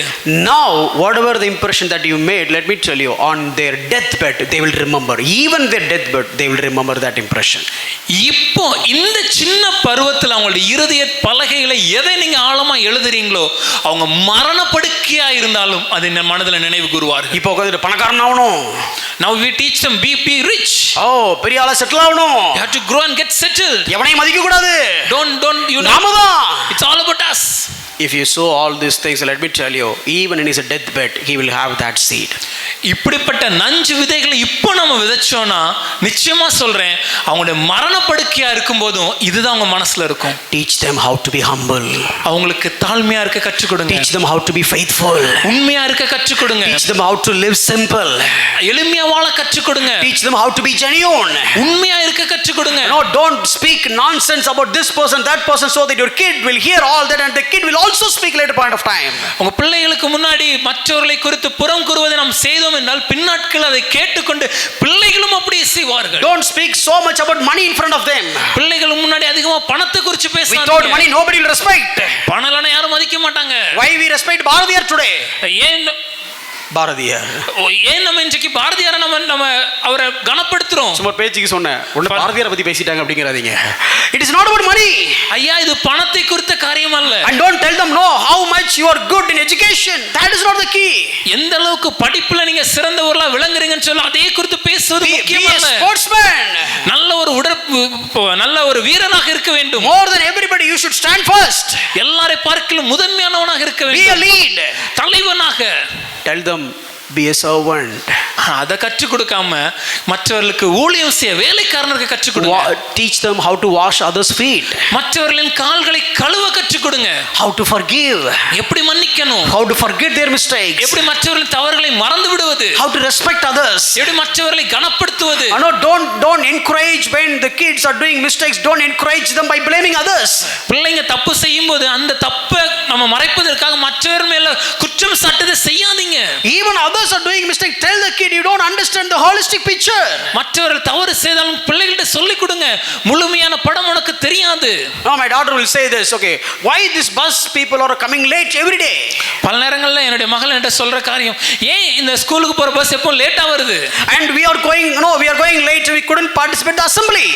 இவங்க லேட்டா போறதுனால நாங்களும் வரதுனால நாங்க லேட்டா போய் சேர்றோம், இதனால அசெம்பிளில எங்களை பங்கெடுக்க முடியலையே. Oh, these drivers are not doing right. இவங்க பஸ் ஓட்டுறவங்க எல்லாம் சரியா வேலை செய்யறது இல்ல. I said, no, you don't know that. இல்லம்மா, உங்களுக்கு முழுசா தெரியாது. You don't know the holistic picture. முழுமையான படம் உங்களுக்கு தெரியாது. You don't know about the traffic. எந்த விதமான டிராஃபிக் இருந்துச்சு.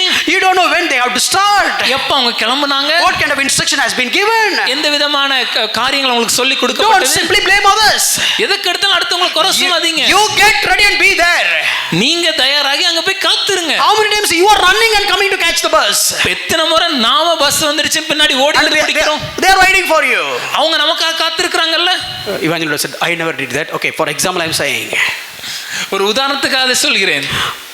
Teach that. கற்றுக் கொடுங்கள். Teach your children early impressions, and all the impressions be the biblical best impressions. ஆரம்ப நாட்களிலே அவருடைய இருதய பலகையில ஆழமாக சில காரியங்களை எழுதுங்க. அந்த ஆழமாக எழுதப்படுற எல்லா காரியங்களும் வேதாகமத்தின் அடிப்படையில் எழுதப்படும் காரியங்களாக இருக்க வேண்டும். Not based on your family culture, நம்ம குடும்ப கலாச்சாரம் அல்ல. not based on this nation's culture, இல்ல நம்முடைய தேசத்தின் கலாச்சாரம் அல்ல. not based on this land's culture, இல்ல இந்த நாட்டின் கலாச்சாரம் அல்ல. based on biblical culture. வேதாகமத்தின் கலாச்சாரத்தின் Made early impressions. ஆரம்ப காலையிலே இந்த காரியங்களை நம்ம They செய்யணும். will never forget even in their deathbed. அவங்க மரணப்படுக்கை நாள் வரைக்கும் இதை மறவாமல் நினைத்திருப்பார்கள். வீட்டில் பார்க்கறது எல்லாம் கிறிஸ்தவமா இருந்தா அவன் சாகும்போது கிறிஸ்தவனா தான் சாவான். Whatever he sees in his home is all about Christianity. The day even when the boy is going to die, he will remember and he will be a Christian. வீட்டில் பார்க்கறது எல்லாம் சண்டை, பொறாமை, சச்சரவு, எரிச்சல், கோபம், இதை பார்த்தான்னா சாகும்போது வரைக்கும் அவன் அப்படி தான் சாவான். ஏன்னா early impressions. But if he sees whatever things that he sees in his home is anger, rage, anything, hatred, jealous and all these things, till the end of his life he will have all these things because that is what he has inherited. Without Holy Spirit you cannot maintain a godly environment all the 24/7 at your home. பரிசுத்த ஆவியின் வல்லமை இல்லாமல் நம்முடைய வீட்டில் 24 மணி நேரமும் இப்படிப்பட்ட ஒரு கிறிஸ்தவ சிந்தனை உள்ள ஒரு கலாச்சாரத்தை நம்மளால நடத்த முடியாது. Are you all with me? கூட இருக்கிறீங்களா? You are receiving something? Yes. இந்த பக்கம் கேட்கல போல இருக்கு. Yes. Next one, Colossians chapter 3 verse 21. அடுத்த கொலோசியர் 3ஆம் அதிகாரம் 21வது வசனம். Fathers, do not provoke your children lest they become discouraged. பிதாக்களே, உங்கள் பிள்ளைகள் திடனற்று போகாதபடி அவர்களுக்கு கோபமூட்டாதிருங்கள். Athumio, that is a Greek word. அதுக்கு பயன்படுத்தப்பட்ட கிரேக்க பதம் ஆத்துமியோ. That is disturbed in mind.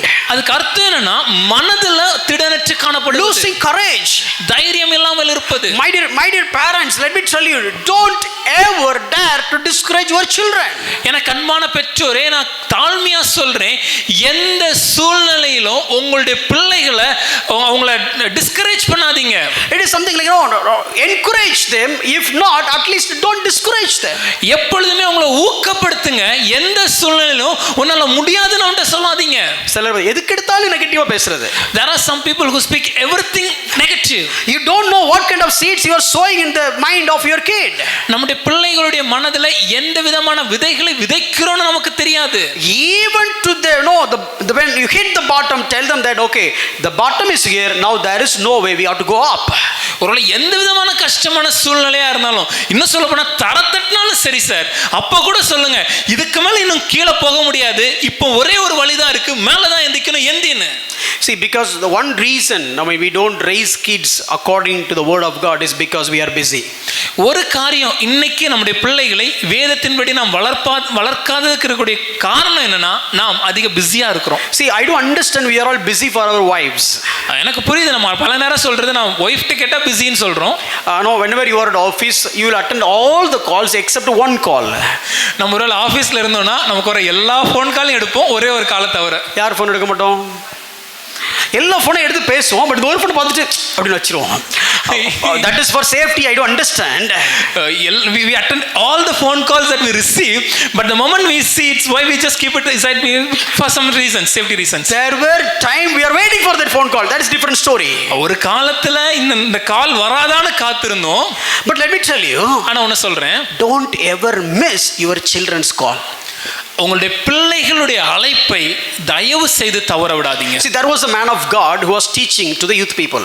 ஒருமுறை ஒரு தேவனுடைய மனிதர் வாலிப பிள்ளைகளுக்காக ஒரு காரியத்தை சொல்லி கொடுத்து கொண்டிருந்தார். And I was reading this, even I felt like, oh, I need to change. அதை நான் வாசித்தபோது நான் யோசிச்சேன், நானும் இதை குறித்து மாறணும். Yeah, these people will be happy. ஏன்னா பிள்ளைங்க சந்தோஷப்படுவாங்க. But this man of God is written this way. அந்த தேவ மனிதன் இப்படியாக எழுதியிருக்கிறார். He was teaching the subject of prayer. ஜெபத்தை குறித்து பேசிக் கொண்டிருக்கும் போது, and he said how the Father God is always keen to listen his children. எப்படி பிதாவாகிய தேவன் எப்பொழுதும் தம்முடைய பிள்ளைகளின் சத்தத்தை ஜெபத்தை கேட்பதற்கு உற்று கவனித்துக் கொண்டிருக்கிறாரோ, even though the Father God is so busy to orchestrate the entire world, இந்த உலகம் மொத்த உலகத்தின் எல்லா காரியங்களும் செயல்படுத்துவதற்கும் அடுத்த காரியங்களில் பிதாவாகிய தேவன் முதன்மையானவராக செய்து கொண்டிருந்தாலும், Bible says he is working. வேதம் சொல்கிறது அவர் எப்பொழுதும் வேலை செய்கிறார். He is working all the time. எப்பொழுதும் வேலை செய்கிறார். And look at the sky. வானத்தை பாருங்க. Look at the picture. Look at the scenery. அதுல இருக்கக்கூடிய அந்த படத்தை பாருங்க. If you see here, it was a good scenery. ஒருவேளை இந்த பக்கத்துல பார்க்கும்போது அருமையான இயற்கை காட்சி. God is painting the picture. தேவனே அதை வடிவமைக்கிறார். And when the sun raised up, it's gone. நம்மளுடைய சூரியன் உதயமாகும் போது காணாமல் போகிறது. But actually it is not gone. அது காணாமல் போகல. The same thing went some other side. அது இப்பொழுது வேறொரு இடத்துல இருக்கிறது. So God is painting the picture here. தேவன் இப்பொழுது இங்கே ஒரு படத்தை வரைகிறார். And once it is done, அது முடிந்த போது he didn't sit and relax. அவர் உட்கார்ந்து ஓய்வெடுக்கவில்லை. He just painting the picture the other side. அவர் வேறொரு இடத்திற்கு அந்த படத்தை காண்பிக்கிறார். Now here the morning has come. இப்போ இங்கே அதிகாலை வேளை. Now God is not taking rest. இப்பொழுதும் தேவன் ஓய்வாக He is going to the other side and painting the picture. இன்னொரு இடத்துல இந்த படத்தை உருவாக்குகிறார். And the other side. இன்னொரு இடத்துல. And so on. அப்படி தொடர்ச்சியாக செய்து கொண்டிருக்கிறார். God எப்ப பெயிண்ட் பண்ணாருன்னு கேட்றாதீங்க. பைபிள் எங்க பிரதர் இருக்கு அப்படி கேட்க கூடாது. So don't ask us after study like show me brother in the Bible where did God paint? God is working. தேவன் வேலை செய்து கொண்டிருக்கிறார். God is listening your prayer. தேவன் உங்களுடைய ஜெபங்களை கவனித்துக் கொண்டிருக்கிறார். God is listening my prayer. தேவன் என் ஜெபத்தை கவனிக்கிறார். God is listening his lamenting. தேவன் மற்றொரு புலம்பலை கேட்டுக் கொண்டிருக்கிறார். And God is enjoying his rejoicing. அதேவேளை இன்னொரு கலிகூறுதலையும் அவர் சந்தோஷமாய் ஏற்றுக்கொள்கிறார். எப்பொழுதும் வேலையாய் இருக்கிறார். But still, ஆனாலும் even though he is the busiest person in the universe, still he is always ready to hear when his children called him up. Amen. இந்த உலகத்துல இருக்கிறதுலயே மிகவும் அதிக வேலையுடைய ஒருவராக இருப்பது நம்முடைய பிதாவாகிய தேவனா இருக்கும்போதும் கூட அவர் எப்பொழுதும் எந்த சூழ்நிலையிலும் தன்னுடைய பிள்ளைங்க அவரை நோக்கி ஜெபித்து கூப்பிடும்போது அதை கேட்பதற்கு கவனமுடையவராக இருக்கிறார். Busy parents, அதிகமான வேலையில் இருக்கிற பெற்றோரே, even for the ministers of God, அது ஊழியக்காரரா இருந்தாலும் சரி. So many people are watching this. ஏன்னா அநேகர் நம்ம கவனித்துக் கொண்டிருக்கிறீங்க. Applicable to me as well. அது எனக்கும் இது applicable ஆகும்.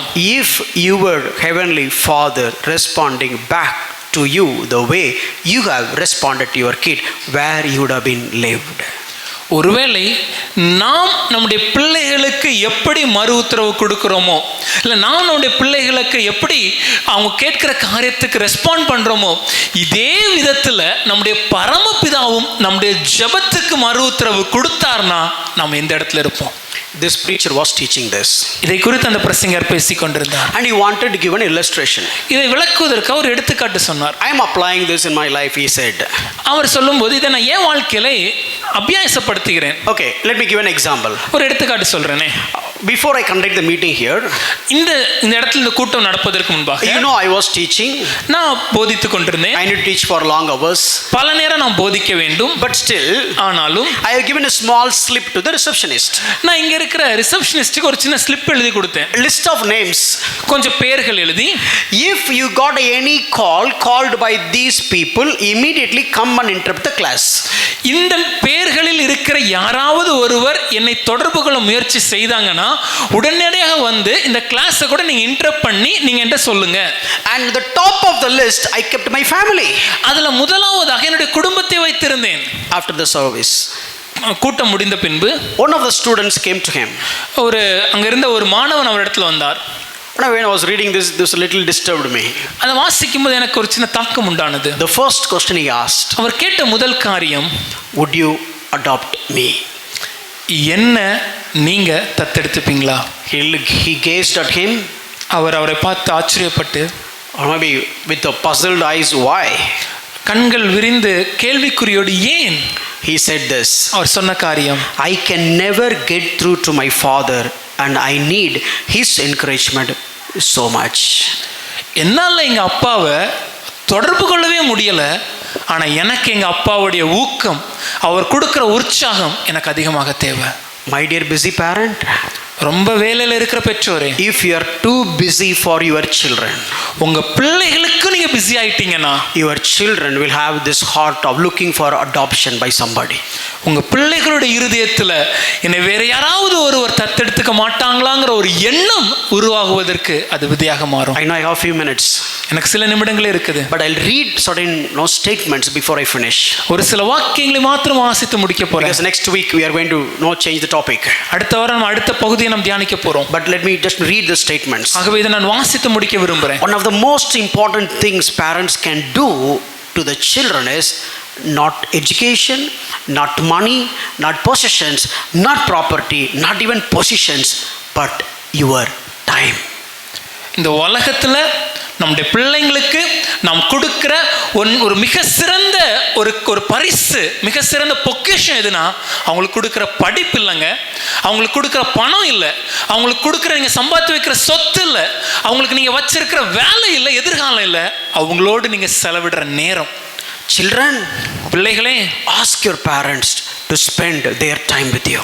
உங்க பெற்றோர் இடத்துல கேளுங்க, என்னோட நேரத்தை செலவழிங்கன்னு சொல்லுங்க. Parents, பெற்றோரே, if you couldn't spend time with your children, you are not doing anything to them. உங்க பிள்ளைகளோட நீங்க நேரத்தை செலவழிக்கணும்னா உங்க பிள்ளைக்கு நீங்க எதுவுமே செய்யலன்னு அர்த்தம். See, many people say that take time to spend with your children. பலர் சொல்லுவாங்க பிள்ளைகளோட நேரம் செலவழிப்பதற்காக நேரத்தை ஒதுக்குங்க. But a scholar says this way. ஆனா ஒரு அறிஞர் இப்படி சொல்றார், Don't just take time, நேரத்தை மாத்திரம் ஒதுக்காதீங்க, make time, நேரத்தை உருவாக்குங்க to spend time with your children. பிள்ளைகளோட நேரத்தை செலவழிக்க. So all impressions are lifelong impressions. ஆரம்ப காலங்களில் அவளுடைய இருதயத்தில் எழுதப்படும் காரியங்கள் அது மிகவும் ஆழமானவைகள். You know, there was a universal survey. ஒரு உலகத்துல ஒரு கணக்கெடுப்பு நடத்தினாங்க. Every day, ஒவ்வொரு நாளும் every father ஒவ்வொரு தகப்பனும் is spending அவருடைய வாழ்க்கையில approximately less than a minute personally with their children. ஒரு நாள்ல ஒரு நிமிடத்திற்கும் குறைவாகவே தன்னுடைய பிள்ளைகளோட அந்த தகப்பன் செலவிடுறான்னு அந்த கணக்கெடுப்பு சொல்லுது. And the second one, இரண்டாவது, parents, பெற்றோரே, if you're listening, நீங்க கவனிக்கிறீங்கன்னா listen with patience towards your children. உங்க பிள்ளைகள் சொல்றத பொறுமையா கேளுங்க. I need to change this. நான் இதுல மாறணும். Whenever I heard some stories from them, பிள்ளைங்க என்கிட்ட ஏதாவது கதை சொல்லும்போது my point is this. நான் சொல்ற காரியம், I'll tell to Evangeline. நான் இவாஞ்சலின்ட்ட சொல்லுவேன், Evangeline, keep it short and sweet. Evangeline சொல்றத சுருக்கமாக தெளிவா சொல்லுங்க. And Abhi second my point. நான் சொல்றது உடனே என்னோட மனைவி ஒத்துப்பாங்க. She said, okay, yeah, say it very simply. ஆமா, சின்னதா சொல்லி முடிச்சிரு. But when I was reading, ஆனா நான் வாசிக்கும் போது I am wrong. நான் தவறு செய்தேன். Because the scholars, they are telling, all the people are telling, okay, guys, if you are being filled by the Holy Spirit, you should not provoke your children. If you don't want to provoke your children, make time to listen them and listen them patiently. இதை குறித்து அறிஞர்கள் சொல்லும்போது என்ன சொல்றாங்கன்னா, நீங்கள் பரிசுத்த ஆவியினாலே நிரப்பப்பட்டு இருப்பீர்கள் என்றால் உங்கள் பிள்ளைகளை கோபமூட்டாதிருங்கள். உங்க பிள்ளைங்க சொல்றதுக்கு அவளோட நேரத்தை செலவழிப்பதற்கு நேரத்தை உருவாக்குங்க. அந்த நேரத்துல அவங்க சொல்றத பொறுமையா கேளுங்க. Many times I thought, why these people are narrating story in this way? பல நேரம் யோசிக்கிறேன், ஏன் இவ்வளவு பெருசா ஒரு கதையை சொல்றாங்க. And when sometimes I think in this way. பல நேரம் இப்படி யோசிப்பேன், if I were in that age, how I could have told this story? அந்த வயசுல நான் இருக்கும்போது இந்த கதையை நான் எப்படி சொல்லியிருப்பேன்? Parents, listen. பெற்றோரை கவனியுங்கள். And one famous quote like this. ஒரு மிக எல்லாருக்கும் தெரிந்த ஒரு வாக்கியம், a listening ear and a loving heart always go together. கேட்கிற காதும் நேசிக்கிற இருதயம் ஒன்றோடு இணைந்து பயணிக்கும்.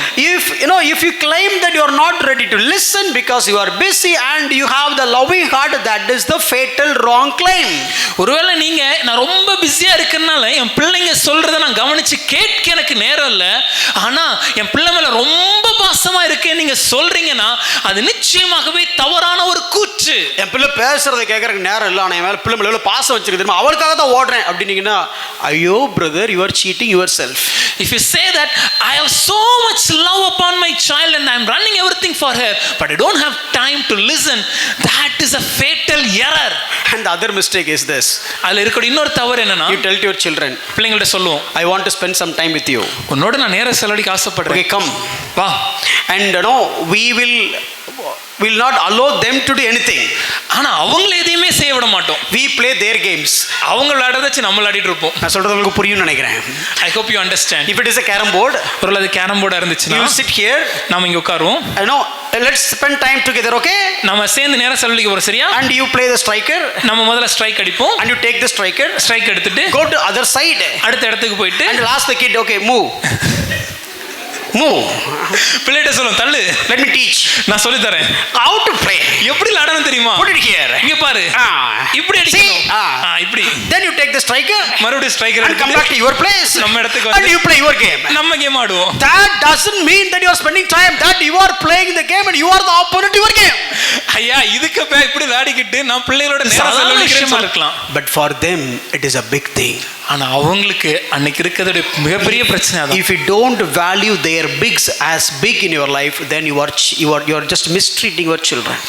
அவங்க வாழ்க்கையில எது அவங்களுக்கு பெரிதா காணப்படுதோ அதை நீங்க பெருசா நீங்க வேல்யூ பண்ணலனா அவங்கள நீங்க உதாசீனப்படுத்துறீங்கன்னு அர்த்தம். அதே பிள்ளை மாமனாரையோ அத்தையோ குறை சொல்லும்போது எப்படி வேல்யூ பண்றோம்? But if the same kid comes over and talks ill about uncle or aunt, how much value we give? Listen to your children. உங்க பிள்ளைங்க சொல்றத கவனிங்க. Share their feelings. அவங்களோட உணர்வுகளை புரிந்து கொள்ளுங்கள். Pray with them. அவங்களோட ஜெபிங்க. Seek to encourage them. அவங்கள ஊக்கப்படுத்துங்க. Home ought to be the happiest and the best place in all the world. Let them taste that. இந்த உலகத்திலேயே தங்குவதற்கும் வாழ்வதற்கும் மிக சிறந்த ஸ்தலமாக வீடு காணப்பட வேண்டும். அதை அவங்க ருசிக்க ஆரம்பிக்கணும். உங்க பிள்ளை ஸ்கூல் பிடிச்சிருக்கு, ஃப்ரெண்டு வீடு பிடிச்சிருக்கு, அத்தை வீடு பிடிச்சிருக்கு, மாமா வீடு பிடிச்சிருக்கு, அது பிடிச்சிருக்கு, இது பிடிச்சிருக்கு, ஆனா வீடு பிடிக்கலன்னு சொல்லிச்சுன்னா, ஐயோ பிரதர், நீங்க எங்கேயோ பெருசா தப்பு பண்றீங்கன்னு அர்த்தம். If your kid says, I like to spend some time in school, I like to go to my uncle's house, I like to go to my friend's house, I like to be in my mama's house, I like to be in my party's house, it says everything, but she didn't want to be in home, my dear brother, we are missing somewhere. A loving heart, அன்பாக நேசிக்கும் இருதயம், a watching eye, கவனித்து பார்க்கும் கண்கள், a listening ear, கூர்ந்து கேட்கும் செவிகள், and a helping hand. கரம் பிடிக்கும் கைகள். This is what your kid is really need from you. இததான் உங்க குழந்தைங்க உங்ககிட்ட இருந்து எதிர்பார்க்கறாங்க. He does not want anything else. வேற எதுவும் இல்லையா? All other smartphones and gadgets and shopping and costly dress and same dress, same kind of, all these things make them give a glimpse of happiness, but not like this.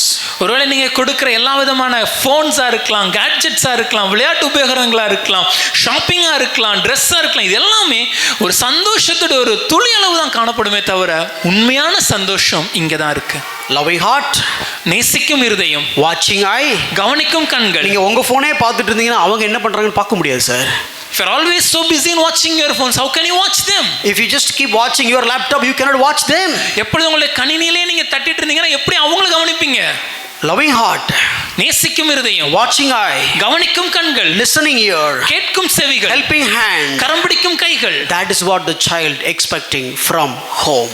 Let the home meet the needs of the children. இதுதான் ஒரு குழந்தை தன்னுடைய வீட்டில இருந்து எதிர்பார்க்குது. அந்த எதிர்பார்ப்புகளை நிறைவேற்றுகிற ஒரு வீடாக நம்முடைய வீடு காணப்படும். I'm not preaching because I'm expert in this. இத நான் சொல்றதுனால நான் ஏதோ கற்று தேர்னவேங்கிறதுனால சொல்லல. I'm failing. நானும் விழுந்து போகிறேன். I'm learning. கற்றுக்கொள்கிறேன். But I know I'm growing. ஆனா எனக்கு தெரியும் நான் வளர்கிறேன். I want all the reformers to be grown up. அதே போல நம்முடைய சபையில் இருக்கக்கூடிய சீர்திருத்தவாதிகள் அனைவருமே வளரணும்னு ஆசைப்படுறேன். Who are all the reformers? Let the reformers say hallelujah. Wow, thank you, praise God. How does it connect to the Holy Spirit? இதற்கும் பரிசுத்த ஆவியானவருக்கு என்ன தொடர்பு? Every human life can divide into 3 parts.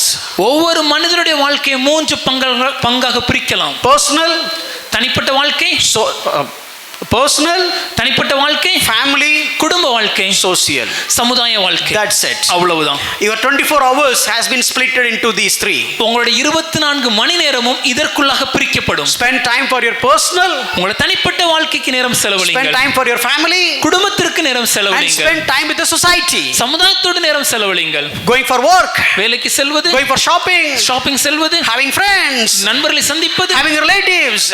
சொந்தக்காரங்களை சந்திப்பது, All this is the social. இதெல்லாம் சமுதாயம். You need the Spirit of God. பரிசுத்த ஆவியின் வல்லமை, For you need to be joyful.